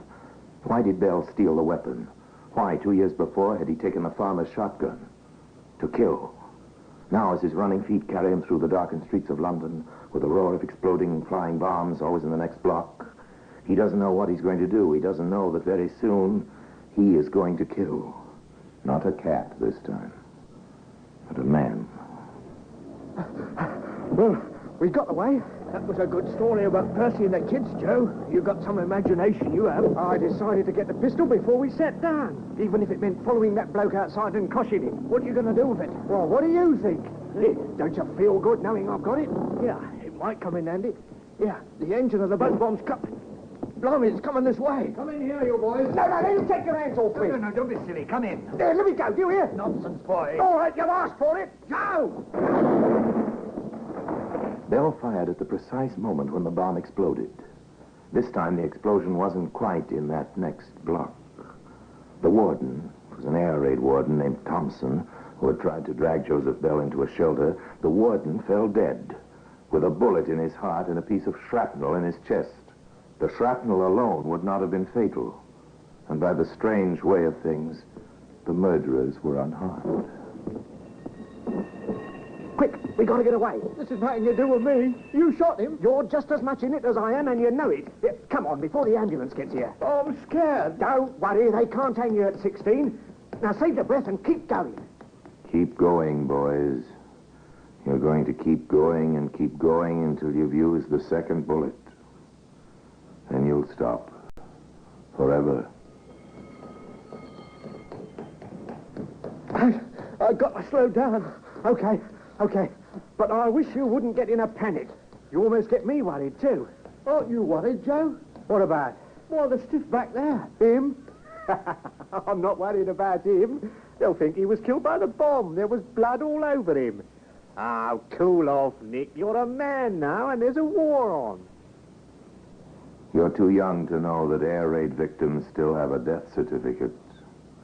The doctor is going to find that bullet in Thompson's heart, just as the next one is going to be found. Joe, I'm going home. It's early yet. I know, but I'm still going home. I've had it for tonight. Okay. Here, you won't say a word to anybody, will you? Oh, what do you think I am? Barmy? Ah, you'll do, Nick. Just you keep your mouth shut. Now, we'll be all right. See you tomorrow. Sleep well. Green slept far from well. If we can believe what he said later, he never slept well for the rest of his life. But what about that home he was talking about? What sort of parents had he got? His father died when the boy was 5. When he went home to his mother. Oh, it's you. I thought it was the warden come to tell me I was showing a light. What's the matter with you? Where have you been to? I've been out with Joe. You've been up to something, haven't you? Stop asking damn fool questions or I'll break your neck. Go and put the kettle on. I'm as dry as a bone. Now you see, Nicholas Green, coward and murderer, was the master in his mother's house. And what about his partner in crime? Joseph Bell had no parents. They were killed in the Blitz in 1940. He had an uncle who pledged himself guardian to the boy, but Uncle preferred blondes, rather tatty blondes. So now into the final phase. 1947. The hot war is over. The Cold War is only just beginning. There's work for everybody in London, but not the sort of work which appeals to Bell and Green. They're still together and they're 19 years of age. Old enough to be hanged. I've had enough of this dance. Let's get out. Okay. That's better. Now sit down. What's on your mind, Joe? We're going to do a proper job. Well, we've been doing all right, haven't we? Working the races, little black market deals, skipping up the back stairs in hotels to knock off a brush and comb set or an electric razor. That's small time. Well, what's the grift this time? I'll tell you. There's a warehouse just off the commercial road. It's in Derby Street. Caravinos. You know it? Yeah. Well, then listen. Caravinos in Derby Street. We're almost at the end of the path now, boys. Caravinos' warehouse is packed with furs. All nice and snug in cold storage. They're beautiful furs, worth a lot of money. Quite a temptation to the criminal who thinks he can get away with some of them. But can he get away? What about the caretaker? He's the only one we got to worry about, Nick. But I've been watching the place, and every night, regular as clockwork, at 9:30, he slips out of the side door and trots round to the pub. Which one? The King's Head. He collects a quart of beer and takes it back to the warehouse in a bottle. I suppose that lot helps him to pass the rest of the evening. Maybe, but he ain't going to drink it tonight. We got him when he gets back with the bottle, is that it? Yeah. And we don't cosh him until he's opened the side door. We wait till he lets us in, like. That's the idea. Then, when we've coshed him, we pull him inside, close the door, and help ourselves. How do we get the stuff away, Joe? It's a good job you got me to do the thinking for you. Do you know Cork Street? Yeah, it leads out to Derby Street. Well, there's a greengrocer's shop. Every evening, the owner parks his van outside and leaves it there till he goes to Covent Garden Market in the morning. Well, I've given the van a once-over, and here's the key that fits the ignition. You got it all worked out, Joe. But what do we do with the furs when we've got him? Ah, fix that too. I've got a fence who specialises in furs and he's not known, see? Well, that sounds fine. It is fine. Now, come on. We'll pick up the van to start with. Yes, Bell had thought of everything, or rather, almost everything. It was child's play, picking up the van. The owner was in the habit of retiring early in order to be up to catch the morning market. While he slept peacefully in a room over the back of the shop, Bell and Green pushed the van 50 yards down the street. It was all done very quietly. The time was 9:29. Okay, in we get. I'll drive.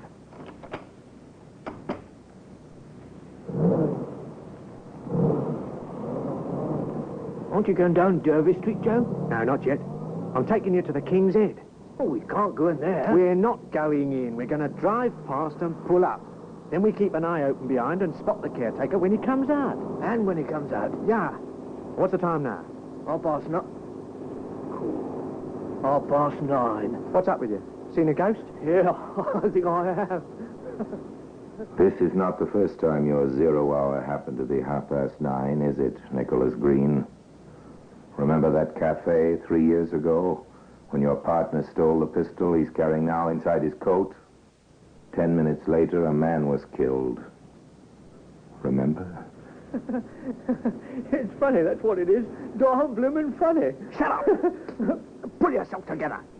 If you haven't got the nerve to see this through, tell me now and get out. I'll do it myself. I'm sorry, Joe.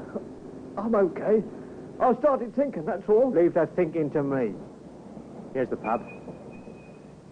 I can see the door to the bar through the driving mirror. And here he comes. Dead on time, as per usual. Luck's in. The caretaker from the warehouse disappears into the bar. The watchers don't have long to wait. He comes out with his bottle of beer and trudges back through the shadows towards his lonely post. He turns into Derby Street and approaches the tall, dark building of Caravinos. So alive by day, so very silent by night. Oh, don't say I've shut myself out. No good, here's a key. Excuse me, chum. I want to get to Tower Bridge. Oh, that's easy. Straight to the end, turn left, right, and left again, and you come into Wapping High Street. Yeah, I'm a stranger around here, but, look, I've got a map. If you could point it out to me. Well, you'll find it all right. Good night. No, you don't. Go back. I'll drag him in and open the gate to the yard. Now, drive the van in quick, okay? Everything's working according to plan, isn't it, boys?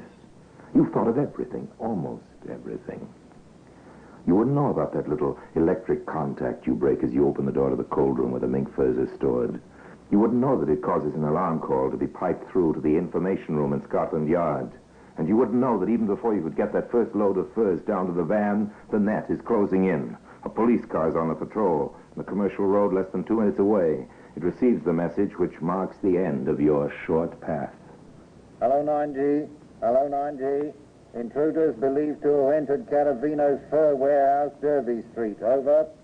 9G answering. Message understood. Proceeding immediately.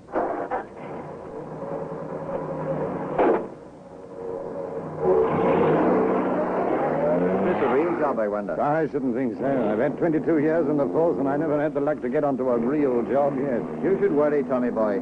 You're retiring next month. Think of that nice little pension you're going to get. Yeah.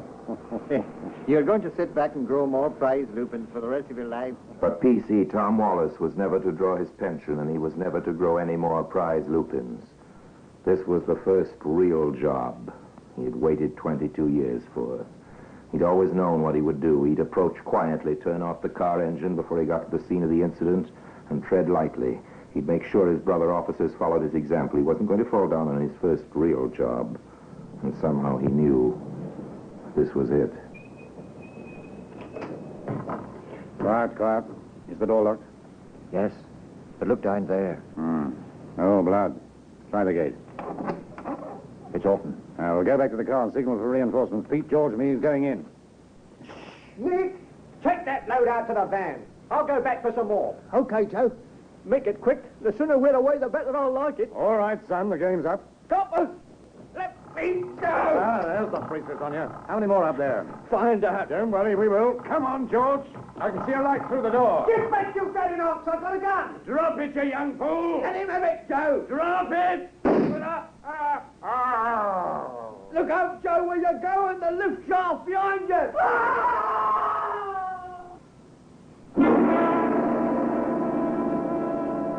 Joseph Bell survived his 20-foot fall. Police Constable Tom Wallace was dead. The bullet that was removed from his brain was placed beside the bullet that had killed the warden 3 years earlier.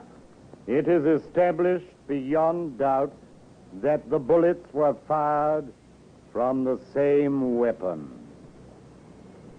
And today, they can both be seen side by side in the Black Museum.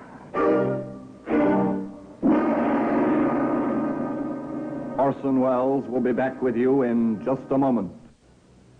Bell and Green were tried and convicted of the murder of Constable Tom Wallace. The second charge of murder was never preferred, but Warden Thompson was avenged when the two men found the end of the path they had followed by their own free will. It finished on the gallows at 8 o'clock on a gray, misty morning. There were some who said that Green should not have died. He didn't fire the shot that killed the policeman. But was he indeed the weaker member of the grim partnership? The reconstruction of events you have heard was based on his confessions. But the fact remains, he knew Bell had a loaded pistol, and neither he nor his companion could outwit the machinery of Scotland Yard. So another chapter of murder was closed, and the bullet that killed Thompson lies beside the bullet that killed Wallace in the Black Museum. And now, until we meet next time in the same place and I tell you another story about the Black Museum, I remain, as always, obediently yours.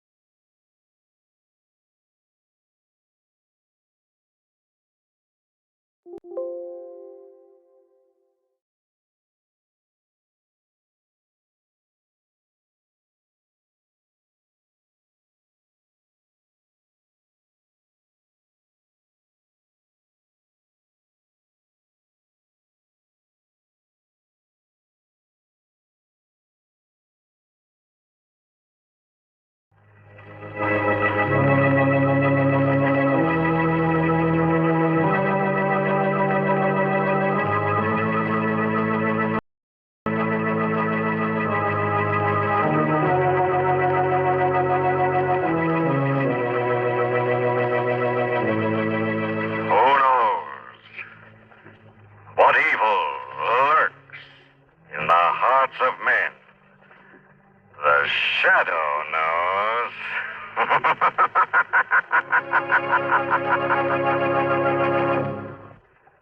Once again, we bring you the thrilling adventures of the Shadow, the hard and relentless fight of one man against the forces of evil. These dramatizations are designed to demonstrate forcibly to old and young alike that crime does not pay. Your Red Cross gift provides miracles every day. Give gladly.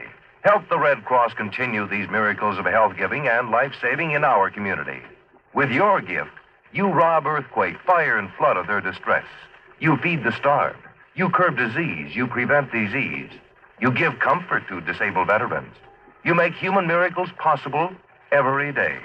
When your neighbor, a volunteer Red Cross miracle worker, comes to call at your home, unlock your door, open your heart, and let her tell you of the tremendous work done by the Red Cross. Let her show you that your gift will do to help alleviate human suffering. Give now, give gladly to your 1949 Red Cross Fund. And now, the Shadow. The Shadow, who aids the forces of law and order, is in reality Lamont Cranston, wealthy young man about town. Years ago in the Orient, Cranston learned a strange and mysterious secret: the hypnotic power to cloud men's minds so they cannot see him. Cranston's friend and companion, the lovely Margot Lane, is the only person who knows to whom the voice of the invisible Shadow belongs. Today's drama, Unto Death Do Us Part.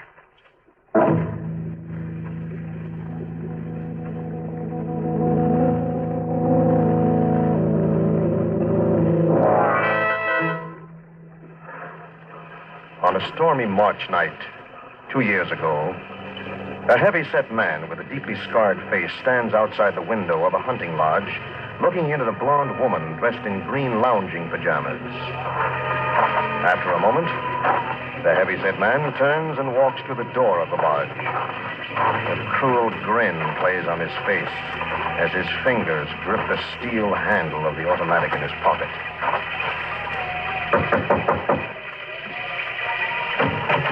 Who is it? I was looking at you through the window. Who are you? You were expecting somebody, huh, Mrs. Ames? You know who I am. Sure. Lou Ames' wife. My star. Too bad Lou can't trust her.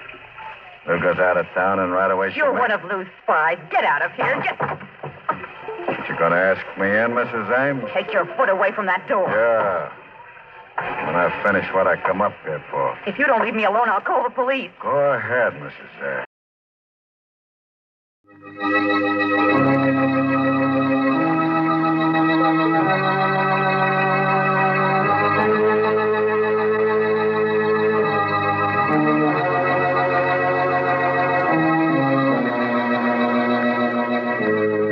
Who knows what evil lurks in the hearts of men? The Shadow.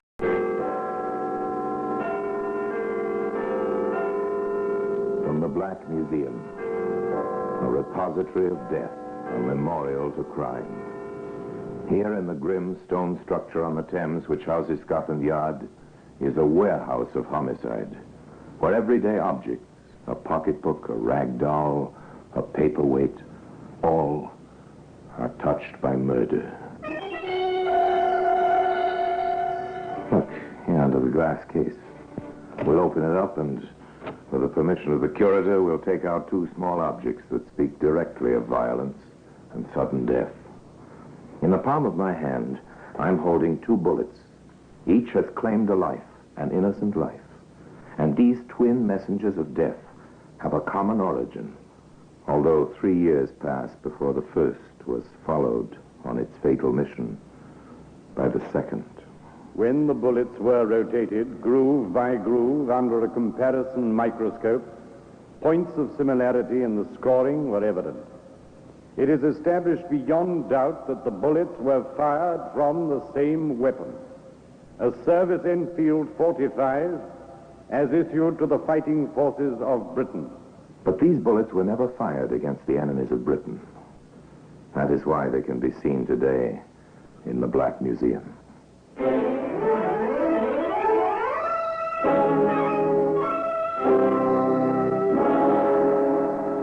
From the annals of the Criminal Investigation Department of the London Police, we bring you the dramatic stories of the crimes recorded by the objects in Scotland Yard's Gallery of Death, the Black Museum.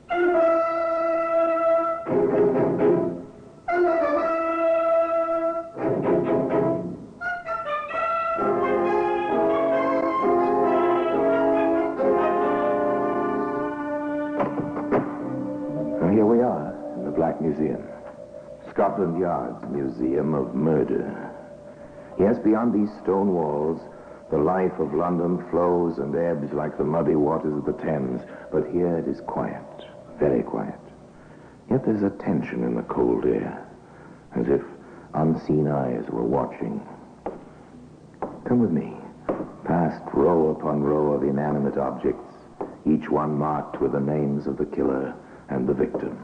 Murderers caught, murderers yet to be caught. Sometimes the wheels of justice turn slowly, but more of that when we come to the glass case at the end of the gallery.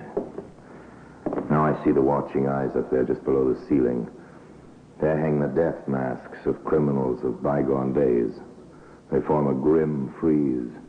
They were collected at a time when forensic theorists believed that a composite face made up of the dominant characteristics of hundreds of criminal features would resolve into a picture of the typical criminal. But in 1913, the experts decided that the masks presented nothing different from your face and mine, the average law-abiding citizen. Up there, you know that face? Yes, it's Heinrich Himmler, the German Gestapo chief. The mask was taken a few hours after he bit into a phial of potassium cyanide as he stood before his British captors at Lunenburg. And now, here we are. Here's the case.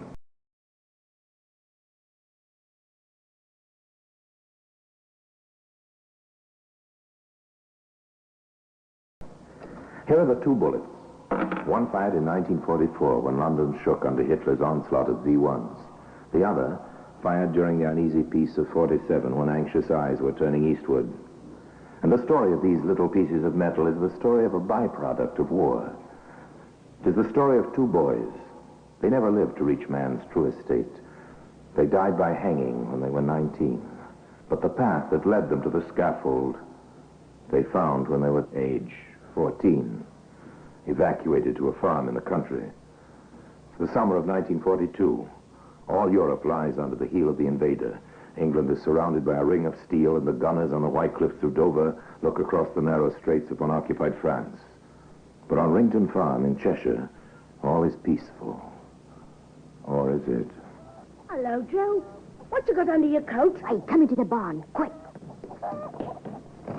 What's the lock? Close the door. Nobody about, is there? No. Then look at what I got. The old man's gun. Does he know you've got it? Ah, don't be so daft. Of course he don't. He'll be mad if he finds out. He might chuck us out the house. Ah, no, he's too soft. But how does it work? It's in two pieces. Ah, haven't you ever seen a sporting gun before? No. It fits together like this. Cool, all right, isn't it? Ah, it's wonderful. Lovely 12 bore, this is. Hey, what you doing now? Ah, what's it look like I'm doing? I'm loading the perisher. You're not going to fire it, Joe? Not scared, are you? They'll hear. Ah, no, they won't. There's nobody in the house. They've gone into town for the afternoon. Hey, what's that? Only the cat comes in here after mice. There it is. Oh, slow. What have you done? Hey, quick, grab that spade. We'll bury it outside. It's dead. Of course it is. Don't stand there with your eyes hanging out. Fetch that spade. If we move quick, they'll never know. So Joseph Bell and Nicholas Green follow the path they've chosen of their own free will.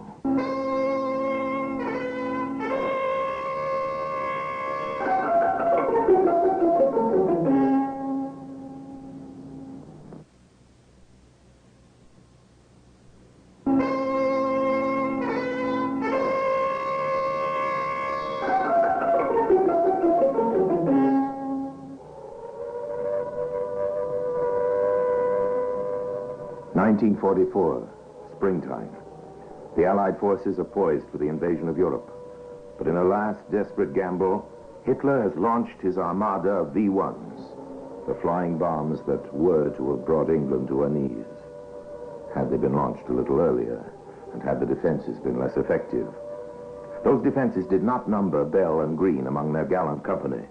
Bell and Green back in London are looking for easy money. At 16, says Bell, a man has got to have money.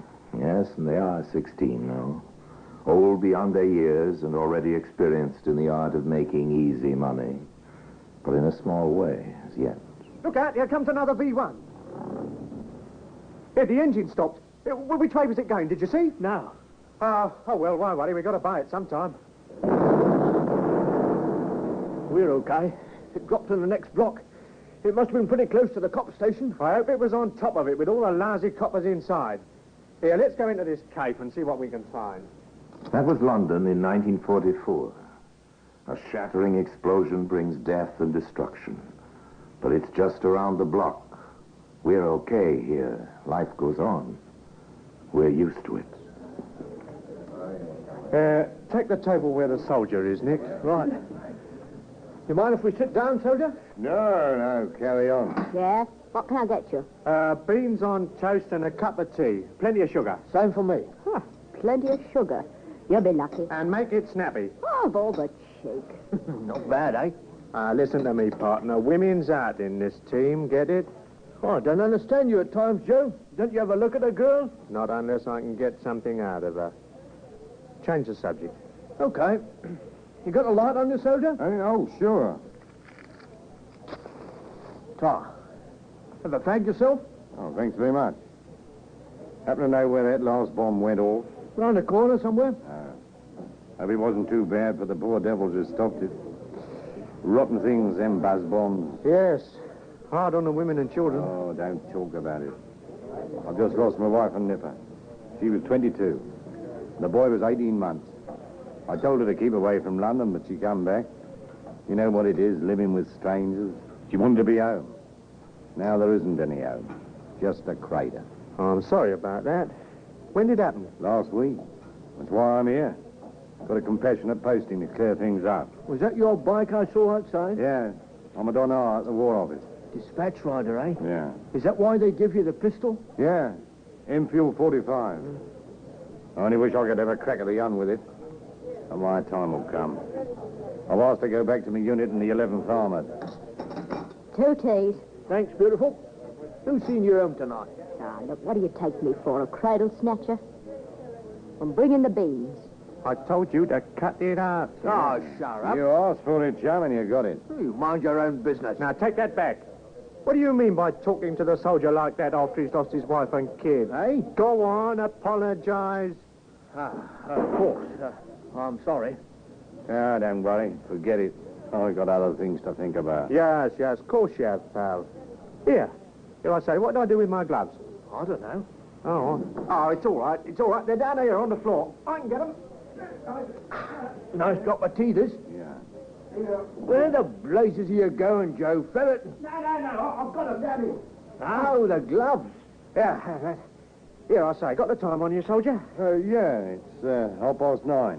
9:30? Are you sure? Yeah, I set me watch for Big Ben when I come past about an hour ago. Oh, it's going all right. Here, we got to get moving. Why? Why? Because we promised to go round to Percy's and sit with his kids until his wife gets back from fire duty. He leaves the house at 9:30. She won't be back for an hour. Oh, so the kids will be all alone, will they? Yeah. Oh, that's rough. Here, look, we'll have to skip the beans on toast. Be a pal and give this to the waitress. Tell her what's happened, will you? Yeah, right. I'm glad you're doing a good job. I'll explain. Yeah, well, thanks. Come on, empty head, let's go. Joe, what's all this? Who's Percy? Run, Nick. I got that false pistol. Holy smoke. You see how it all works out? The soldier, Lance Corporal Busby, had loosened his belt. The holster with a pistol in it was resting on a chair under the table beside him. It was only a matter of seconds for Bell to remove the pistol from the holster. There was no lanyard running from the gun to the Lance Corporal's shoulder. If there had been, 2 innocent lives might have been saved. That pistol was to fire the 2 bullets that may be seen today in the Black Museum.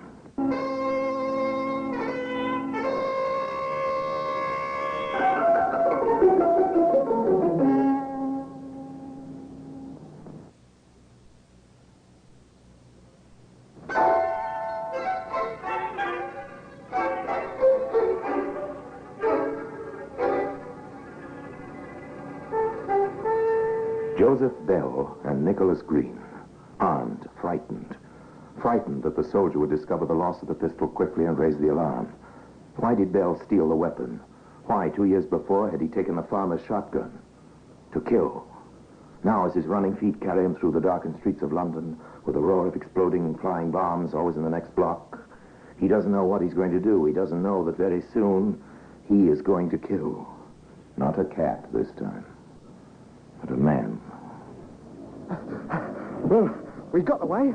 That was a good story about Percy and the kids, Joe. You got some imagination, you have. I decided to get the pistol before we sat down, even if it meant following that bloke outside and crushing him. What are you going to do with it? Well, what do you think? Don't you feel good knowing I've got it? Yeah, it might come in handy. Yeah, the engine of the boat bomb's cut. Blimey, it's coming this way. Come in here, you boys. No, don't take your hands off me. No, don't be silly. Come in. There, let me go. Do you hear? Nonsense, boy. All right, you've asked for it. Go! Bell fired at the precise moment when the bomb exploded. This time, the explosion wasn't quite in that next block.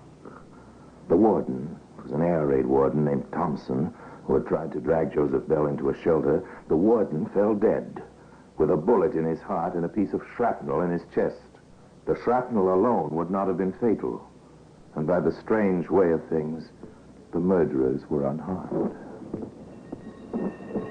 Quick, we gotta get away. This is nothing to do with me. You shot him. You're just as much in it as I am, and you know it. Yeah, come on, before the ambulance gets here. Oh, I'm scared. Don't worry, they can't hang you at 16. Now save your breath and keep going. Keep going, boys. You're going to keep going and keep going until you've used the second bullet. Then you'll stop. Forever. I've got to slow down. Okay. But I wish you wouldn't get in a panic. You almost get me worried, too. Aren't you worried, Joe? What about? Well, the stiff back there. Him? I'm not worried about him. They'll think he was killed by the bomb. There was blood all over him. Oh, cool off, Nick. You're a man now, and there's a war on. You're too young to know that air raid victims still have a death certificate. The doctor is going to find that bullet in Thompson's heart, just as the next one is going to be found. Joe, I'm going home. It's early yet. I know, but I'm still going home. I've had it for tonight. Okay. Here, you won't say a word to anybody, will you? Oh, what do you think I am? Barmy? Ah, you'll do, Nick. Just you keep your mouth shut. Now, we'll be all right. See you tomorrow. Sleep well. Green slept far from well. If we can believe what he said later, he never slept well for the rest of his life. But what about that home he was talking about? What sort of parents had he got? His father died and the boy was fine. When he went home to his mother. Oh, it's you. I thought it was the warden come to tell me I was showing a light. What's the matter with you? Where have you been to? I've been out with Joe. You've been up to something, haven't you? Stop asking damn fool questions or I'll break your neck. Go and put the kettle on. I'm as dry as a bone. Now you see, Nicholas Green, coward and murderer, was the master in his mother's house. And what about his partner in crime? Joseph Bell had no parents. They were killed in the Blitz in 1940. He had an uncle who pledged himself guardian to the boy, but Uncle preferred blondes, rather tatty blondes. So now into the final phase. 1947. The hot war is over. The Cold War is only just beginning. There's work for everybody in London, but not the sort of work which appeals to Bell and Green. They're still together and they're 19 years of age. Old enough to be hanged. I've had enough of this dance. Let's get out. Okay. That's better. Now sit down. What's on your mind, Joe? We're going to do a proper job. Well, we've been doing all right, haven't we? Working the races, little black market deals, skipping up the back stairs in hotels to knock off a brush and comb set or an electric razor. That's small time. Well, what's the grift this time? I'll tell you. There's a warehouse just off the commercial road. It's in Derby Street. Caravino's. You know it? Yeah. Well, then listen. Caravinos in Derby Street. We're almost at the end of the path now, boys. Caravino's warehouse is packed with furs. All nice and snug in cold storage. They're beautiful furs, worth a lot of money. Quite a temptation to the criminal who thinks he can get away with some of them. But can he get away? What about the caretaker? He's the only one we got to worry about, Nick. But I've been watching the place, and every night, regular as clockwork, at 9:30, he slips out of the side door and trots round to the pub. Which one? The King's Head. He collects a quart of beer and takes it back to the warehouse in a bottle. I suppose that lot helps him to pass the rest of the evening. Ah, maybe, but he ain't going to drink it tonight. We got him when he gets back with the bottle, is that it? Yeah. And we don't cosh him until he's opened the side door. We wait till he lets us in, like. That's the idea. Then, when we've coshed him, we pull him inside, close the door, and help ourselves. How do we get the stuff away, Joe? Ah, it's a good job you got me to do the thinking for you. Do you know Cork Street? Yeah, it leads out to Derby Street. Well, there's a greengrocer's shop.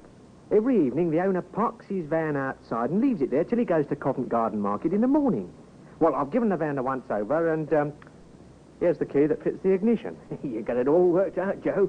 But what do we do with the furs when we've got him? Ah, fix that too. I've got a fence who specialises in furs, and he's not known, see? Well, that sounds fine. It is fine. Now, come on. We'll pick up the van to start with. Yes, Bell had thought of everything, or rather, almost everything. It was child's play picking up the van. The owner was in the habit of retiring early in order to be up to catch the morning market. While he slept peacefully in a room over the back of the shop, Bell and Green pushed the van 50 yards down the street. It was all done very quietly. The time was 9:29. Okay, in we get. I'll drive.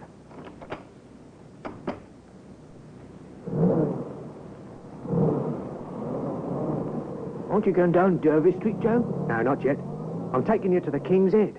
Oh, we can't go in there. We're not going in. We're going to drive past and pull up. Then we keep an eye open behind and spot the caretaker when he comes out. And when he comes out? Yeah. What's the time now? 9:30. 9:30. What's up with you? Seen a ghost? Yeah, I think I have. This is not the first time your 0 hour happened to be 9:30, is it, Nicholas Green? Remember that cafe 3 years ago when your partner stole the pistol he's carrying now inside his coat? 10 minutes later, a man was killed. Remember? It's funny, that's what it is. Darn bloomin' funny. Shut up! Pull yourself together. If you haven't got the nerve to see this through, tell me now and get out. I'll do it myself. I'm sorry, Joe.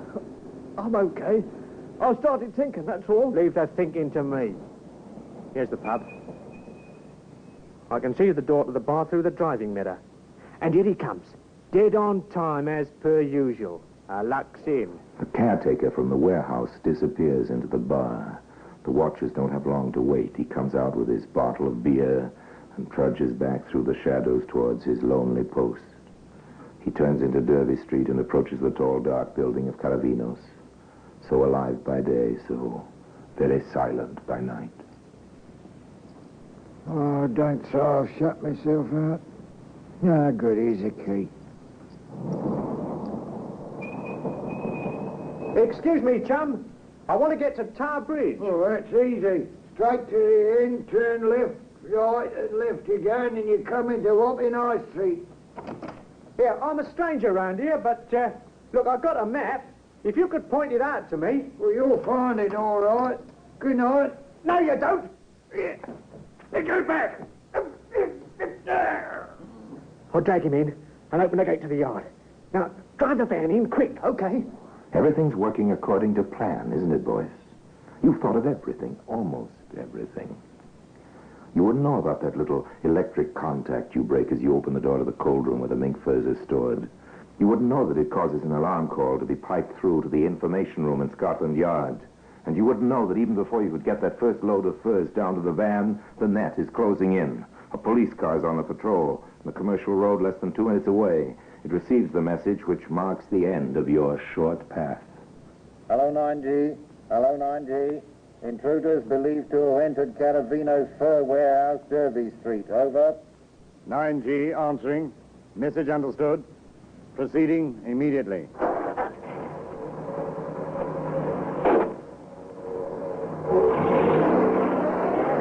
It's a real job, I wonder. I shouldn't think so. I've had 22 years in the force, and I never had the luck to get onto a real job yet. You should worry, Tommy boy. You're retiring next month. Think of that nice little pension you're going to get. Yeah. You're going to sit back and grow more prize lupins for the rest of your life. But PC Tom Wallace was never to draw his pension, and he was never to grow any more prize lupins. This was the first real job he had waited 22 years for. He'd always known what he would do. He'd approach quietly, turn off the car engine before he got to the scene of the incident, and tread lightly. He'd make sure his brother officers followed his example. He wasn't going to fall down on his first real job. And somehow he knew this was it. Quiet, quiet. Is the door locked? Yes, but look down there. Oh, blood. Try the gate. It's open. We'll go back to the car and signal for reinforcements. Pete George and me is going in.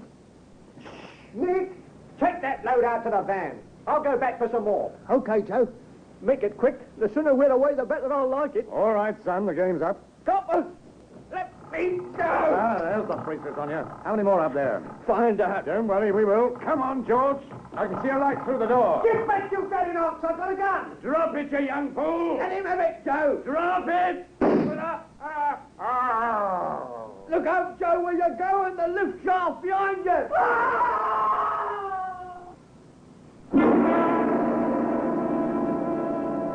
Joseph Bell survived his 20-foot fall.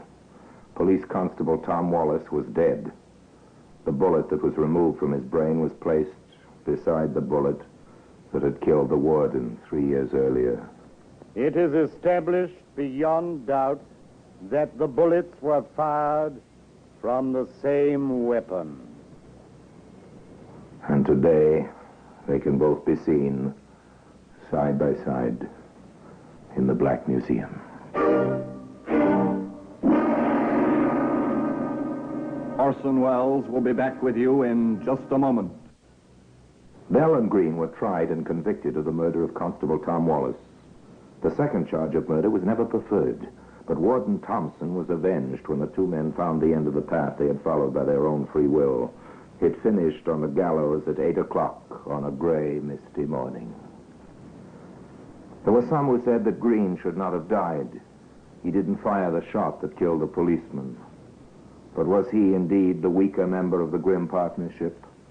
The reconstruction of events you have heard was based on his confessions.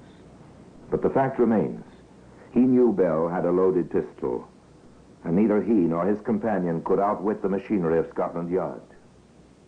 So another chapter of murder was closed, and the bullet that killed Thompson lies beside the bullet that killed Wallace in the Black Museum.